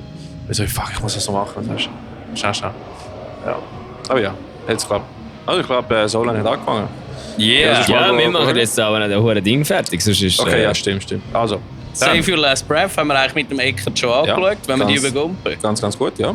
Ja, die sind brutal gewesen, Brudi. Nachher. Das ist wirklich das beste Konzert von Save Your Last Breath, das ich je gesehen habe. Ich konnte es vor allem jetzt auch mal schauen. Jawohl. Und nicht nur irgendwie rumrennen vorher und nachher. Voll nachher. Abbey Falls sind sexy, muss ich sagen. Richtig gut. Die Mischung aus Techno, Hardcore und Deathcore habe ich ganz fein gefunden. Erstmal Party in the House gewesen. Ja. Ja, und Dings, eben der Eostorm Remix ist auch ganz cool. Was richtig Der Eostorm Remix ist so kaputt gewesen. Ja, und die Jungs haben 6 Stunden angefahren, nur zum dagegen zu spielen. So wie Ja, ich es verstanden habe. Ehre absolut. hat er wirklich. Ja, voll, die pennen nachher auch, nachher gehen sie wieder heim. Das ist schon Ehrenmove. Ja, wirklich, ganz gut. Kann man mal machen. Definitiv. Vielleicht reden wir nachher mit einem oder zwei von denen. Also ich merke jetzt schon, also jetzt gerade, es fühlt sich ein bisschen an wie letztes Jahr. Ich bin nämlich gerade auf der Schnorren. Aber erst jetzt, letztes Jahr sind wir das schon nach 2 Stunden gewesen. Ja, stimmt. Und jetzt haben wir immerhin 6 Bands oder so durchgehabt. Nein, 2 Stunden schon nicht. Letztes Mal sind es schon 4 Stunden. Ja, nein, aber es ist schon recht durch. Ja. Und jetzt geben wir uns noch Soul ein. Ja, voll. Ja. Yeah. Und ja, ist cool gewesen. Absolut. Definitiv. Also, wir sehen uns nachher. Bye, bye. Oder nicht. Je nachdem. Wir finden es raus, wenn rausgehört werden, wenn es fertig ist. Ja. Ich glaube es nicht. Vielleicht schon. Wer weiß. am IC. Jawohl. Ich habe es also gefunden, wenn ich so da drin rede, dann tönt meine Stimme tief und voll sexy, Alter. Das ist sexy, Alter. Also mein Hirn hat abgestellt, ich weiß nicht, was ich mache. Ich gehe jetzt einfach. Tschüss. Also, wir kommen zurück. Wir sind da zurück. Es ist Am Stammtisch. Ja, 2 am Morgen mit Corinne und mit dem Erik. Das heisst, wir haben noch eine halbe Stunde Zeit, bis nichts mehr Gutes passiert. Ja, genau. Also, wie ist heute dich gewesen, Corinne? Also die Stimmung war mega geil. Finanziell leider nicht so. Ja. Es ist, also wir haben es jetzt abgerechnet, es ist so rausgekommen, wie wir leider vermutet haben. Aber ja, also trotzdem, es war mega geil. Die Stimmung war gut. Und ich habe es jetzt auch cool gefunden, dass am Schluss sind zwar nicht mehr viel gewesen, aber die noch waren, die haben nochmal wirklich Gas gegeben. Da muss man schon sagen, wegen dem ÖV, glaube ich, sind die Leute länger geblieben. Ja. Oder? Ja. Aber ich frage mich auch, ich meine, ihr habt es super gemacht mit Promo, alles. Ich kann es mir auch nicht... Also ich habe jetzt mit recht vielen so geredet, die irgendwie Veranstaltungen machen. Und es ist halt wirklich so, also der Umi hat vorher gefunden, entweder kommt es richtig schlecht oder richtig gut, aber so in der Mitte irgendwie nicht. Ja, Genau. das habe ich aber auch schon so ein bisschen gesehen wie Konzerte. Meistens sind alle rum oder einfach 2. Ja. Aber es gibt 2 Konzerte, die Venue-Upgrades bekommen und die halb leer sind. Und die Venue-Upgrade bekommen und nachher die Venue halb leer ist in der Größe. Ja, genau. Genau. Aber nein, trotzdem, es war mega cool gewesen, also. Und mega viel wieder cooles Feedback von den Bands auch. Der Erik ist ja noch eingesprungen, in letzter Minute mehr oder weniger. Ja, quasi, ja. Genau. Nein, es hat alles super funktioniert, das war cool gewesen. Und für mich deutlich entspannter wie in den Vorjahren. Du siehst auch wesentlich entspannter aus als letztes Mal. Ja, absolut. Definitiv. Also ich habe es cool gefunden. Ich finde, der Line-Up war auch sexy. Deswegen, ich hätte auch mehr Leute erwartet, weil der Line-Up ist einfach insane gut gewesen. Ich bin auch sehr enttäuscht von unserem persönlichen Kollegenkreis. Muss ich ganz ehrlich sagen. Ja, was sind wir? Da sind sicher etwa 20 Leute nicht gekommen, die ich noch erwartet habe. Ja, gell. Wahrscheinlich alle Must Be Wrong am Schauen dort. Nein, das ist einer. Das ist einer, wo ich weiss, dass er bei Must Be Wrong ist. Ich kann es mir auch nicht erklären. Vielleicht alle am Palais Royal Dingsbums an. Palais Royal ist... Nein, Royal Republic. Sorry. Ja, nein. Ist der Royal Republic? Ich habe keine Ahnung. Es wäre Royal Republic gewesen, aber keiner von denen steht dann. Ich habe die Instagram-Stories gecheckt, die sind alle heiß. Hast du Stalking gemacht? Am Investigator da. Ja, ich weiss. Wer nicht. Ich bin wieder Samichlaus. Ich weiss, wo ihr heute Abend geschlafen habt. Oder vielleicht haben alle Black Friday gekauft und haben einfach kein Geld mehr. Ja, das ist auch möglich. Könnte auch noch sein. Yes. Aber ich habe es cool gefunden, die Bands sind sexy. Ein paar habe ich gekannt, ein paar habe ich jetzt neu entdeckt. Welche hast du neu entdeckt? Contortion ist neu. Und aber Falls habe ich auch vorher nie gehört. Ah, wirklich? Ja, also ich habe den auch immer gehört. Also ja, ich habe heute 2 Bands gekannt. Nein, 3. Soulline habe ich auch nicht gekannt, die sind auch sehr cool. Haben wir leider nicht geschafft mit dem Podcast, aber es war ein bisschen auch chaotisch gewesen. Ja. Aber ist auch gut so. Ich meine, wir haben mit den Leuten können reden, die gerade oben sind. Und, mit dem Headliner haben wir auch können schnurren. Sehr lustig. Erstes Interview mit einem internationalen Act. Das stimmt. Oh! Nein, Breakdown of Sanity ist auch international. Ja, aber das sind Schweizer. Ja, aber trotzdem international. Ja, aber okay, erstes Interview mit einem Act nicht aus der Schweiz. International. Okay, fair. Okay, ja, das ist schwer. Jetzt funktioniert es. Also Metal Slave geht international. Jawohl, wir reden jetzt absolut nicht mehr Schweizerdeutsch. Wir machen jetzt Geld. Ja, das Geld, wir reden jetzt Englisch und vernachlässigen die Schweizer Metal-Szene und reden nur noch über das, was Metal Sucks schon berichtet hat. Ja. Ich frage mich wirklich, ob ich solche Zeugs bei Abbeyfall bleiben und ich bin unsicher. Kannst du ja mal schreiben, morgen, wenn es wieder ein bisschen weniger rote Augen haben. So viel Infos gedroppt, Alter. Ja, aber gut. Wahrscheinlich ist es Scheißegal, wir kennen einen schweizerdeutschen Podcast los, wo irgendwie nicht ein Interview Das ist ein guter Punkt. Außer ich mache extra einen Clip nur von dem und stelle es auf YouTube. Aber das ist auch etwas anderes. Oder ihr untertitelt noch alles, aber... Bei dem könnte es sogar gehen. Das würde auto-generated funktionieren. Englisch würde automatisch sicher besser können generiert werden wie Schweizerdeutsch. Ja, das kann ich machen, ja. Safe. Sick. Ja, Schweizerdeutsch kann es noch nicht ganz so gut. Aber jetzt habe ich Spotify Untertitel gesehen und die sind gerade schlecht. Du meinst eher, Spotify kann die 750 verschiedenen Arten von Schweizerdeutsch nicht so gut. Ja, genau. Das ist, glaube ich, das Problem. Ja. AI muss ein bisschen besser werden. Ja. Das sowieso. Musst mal ein AI trainieren auf Schweizerdeutsch. Ja, genau. Das Seppe, das wer macht in dem Fall? Oh, das kann ich nächstes Jahr machen, wenn ich Data Science studiere. Ich habe jetzt gerade auch ein Modul in der Schule, wo um das geht. Aber es ist mir viel richtig Erfolg, AI auf Schweizerdeutsch zu programmieren. Da musst du halt zuerst mal die 26 Kantone haben, weil dort hat jeder andere Wörter. Und nachher musst du in jedem Dorf noch mal ein anderes. Hold my beer, Alter. Also, das wird mit dem Hold my ChatGPT Python. kannst erstaunlich gut Schweizerdeutsch. Ohne Witz. Ja. Also Aber auch zuhören und übersetzen oder nur schreiben? Nein, ja, zuhören. Also ChatGPT, wenn du schreibst, antwortet es schon. Ja. Ja, aber du kannst sogar wie ein Sprachmemo aufnehmen und es checkt auf Schweizerdeutsch. Und das fucking Spotify-Dings noch nicht checkt im Fall. Ich glaube, Spotify mobbt uns zwei einfach. Ja, vielleicht. Weil ich glaube, wahrscheinlich tut Spotify noch nicht mit ChatGPT. Nein, wahrscheinlich nicht. Nein. Die haben wahrscheinlich ihr eigenes Modell. Ja. Wahrscheinlich, ja. Also, mach mal etwas. Mach mal, Bruder. Musst du einfach machen. Ja, Spaß. Erstmal kannst du mir nicht sagen, dass Spotify zu wenig Geld hat. Ja, nein, definitiv wenn sie nicht. schon eine Band zahlen. Ja, Ich glaube, es bleibt recht viel hängen dort. Ich glaube, Spotify und was haben wir jetzt gelernt? Tschechische Promoter sind genau das Gleiche. Hauptsache man spielt gratis. Ja, voll. Okay. Ja, ich habe da ein paar Storys gehört. Aber es interessiert mich immer so, wie andere Szenen so aussehen. Ja, ich glaube, wir sind eigentlich recht gut in der Schweiz. Ja, schon, ja. Ja. Man kennt sich. Es tönt aber alles auch relativ ähnlich wie bei uns. Ja, gewisse Sachen schon, ja.